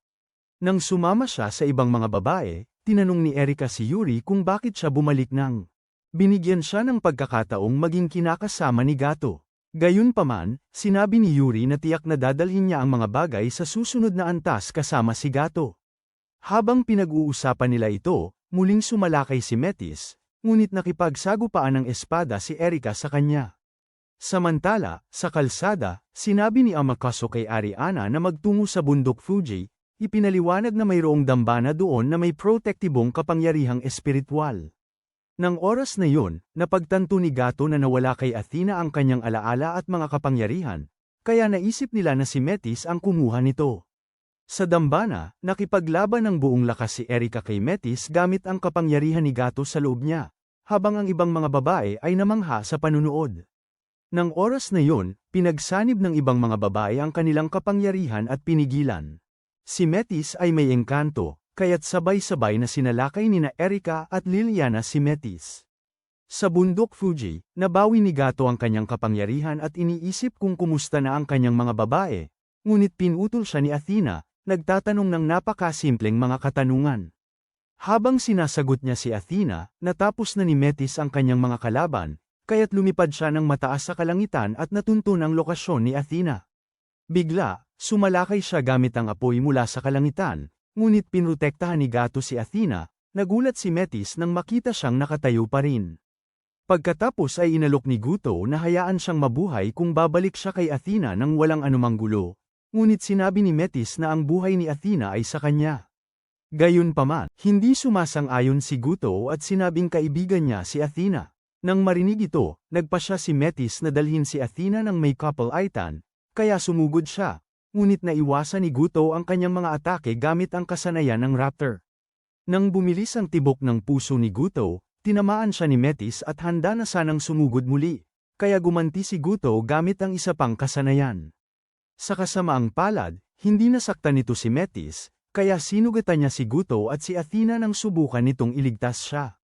Doon mismo, nahawakan ni Athena ang sandata ni Metis at sinabihan si Guto na tumakas, ngunit sa halip, nagpatawag siya ng isang puting kabayo upang sugurin si Metis. Gayunpaman, lumabas si Metis na walang pinsala, at nang dalhin niya si Athena sa kanyang kalooban. Nagiging ganap ang kanyang anyo. Sa kabila nito, ayaw sumuko si Guto, kaya dumating si Yuri at hinalikan siya upang pagalingin. Sakto noon, dumating din ang iba pang babae, at nagpasya silang talunin si Metis. Habang pinagtatawanan sila ni Metis, hinalikan ni Guto si Ana at nakuha ang kaalaman na kailangan niya upang buhayin ang kanyang gintong espada. Nagtaka si Metis kung ano ang nangyayari, kaya inalisan ni Gato ng sandata si Metis, at nang muling kunin ni Ana ang kanyang espada, sinalakay niya ito, ngunit protektado siya ng isang harang. Naiinis, nagpakawala si Metis ng isang oras sayo ng ahas, ngunit pinutektahan siya nina Erika at Liliana gamit ang kanilang mga salamangka. Iminungkahi naman ni Erika na ayusin niyang muli ang kanyang espada tulad ng dati, kaya, hinahalikan ni Liliana si Gato, binabago ang anyo ng kanyang mga espada. Mabilis na muling umatake si Gato, ngunit sa pagkakataong ito ay nalabawan niya ang kalasag ni Metis ng mas maraming espada. Bigla, inilunsad niya ang isang atake gamit ang kanyang malaking espada, pinahina ang depensa ni Metis. Pagkatapos nito, nilapitan ni Erika si Guto at hinalikan, at ito ang nagpabago sa anyo ng kanyang mga espada. Kaya, muling umatake si Guto at matagumpay na inihiwalay si Athena kay Metis. Sa puntong yun, pinagsama-sama nila ang kanilang lakas, at si Gato ay sumalakay ng sunod-sunod na atake, na nagpahirap kay Metis. Bigla, nakita niya ang katawan ni Athena at sinubukan itong kunin, ngunit ipinatawag ni Gato si Athena gamit ang kanyang kasanayan sa bagyo. Biglang nagising si Athena at hinalikan siya, ibinalik ang kapangyarihan ni Guto, kaya ginawa niyang malaking karit ang kanyang espada, at magkasama nilang tinalo si Metis ng tuluyan. Agad siyang sumabog, nawala ang kadiliman sa paligid ng mundo, at nabawi ni Athena ang kanyang mga kapangyarihan. Pagkatapos nito, nagpaalam si Athena kay Gato at naglaho, habang siya naman ay bumagsak. Nang maglaon sa bahay ni Guto, itinuring ng mga babae si Guto na parabang siya ang huling lalaki sa planeta, at ito ay ikinagalit ni Shizuka, na pagkatapos ay nagtanong kung nagpapatakbo na ba sila ngayon ng isang kawang gawa para sa mga walang tirahan. Bilang tugon, sinabi ni Gato na hindi niya ito kasalanan, habang ipinapaliwanag ng mga babae kung bakit hindi nila siya pwedeng paalisin. Sino ang paborito mong kontrabida sa pagitan ni Vauban at Metis? Ibahagi ang inyong saloobin sa seksyon ng komento. At kung gusto nyo pa ng mga video na tulad nito, mag-like at mag-subscribe sa channel. Salamat sa panunood.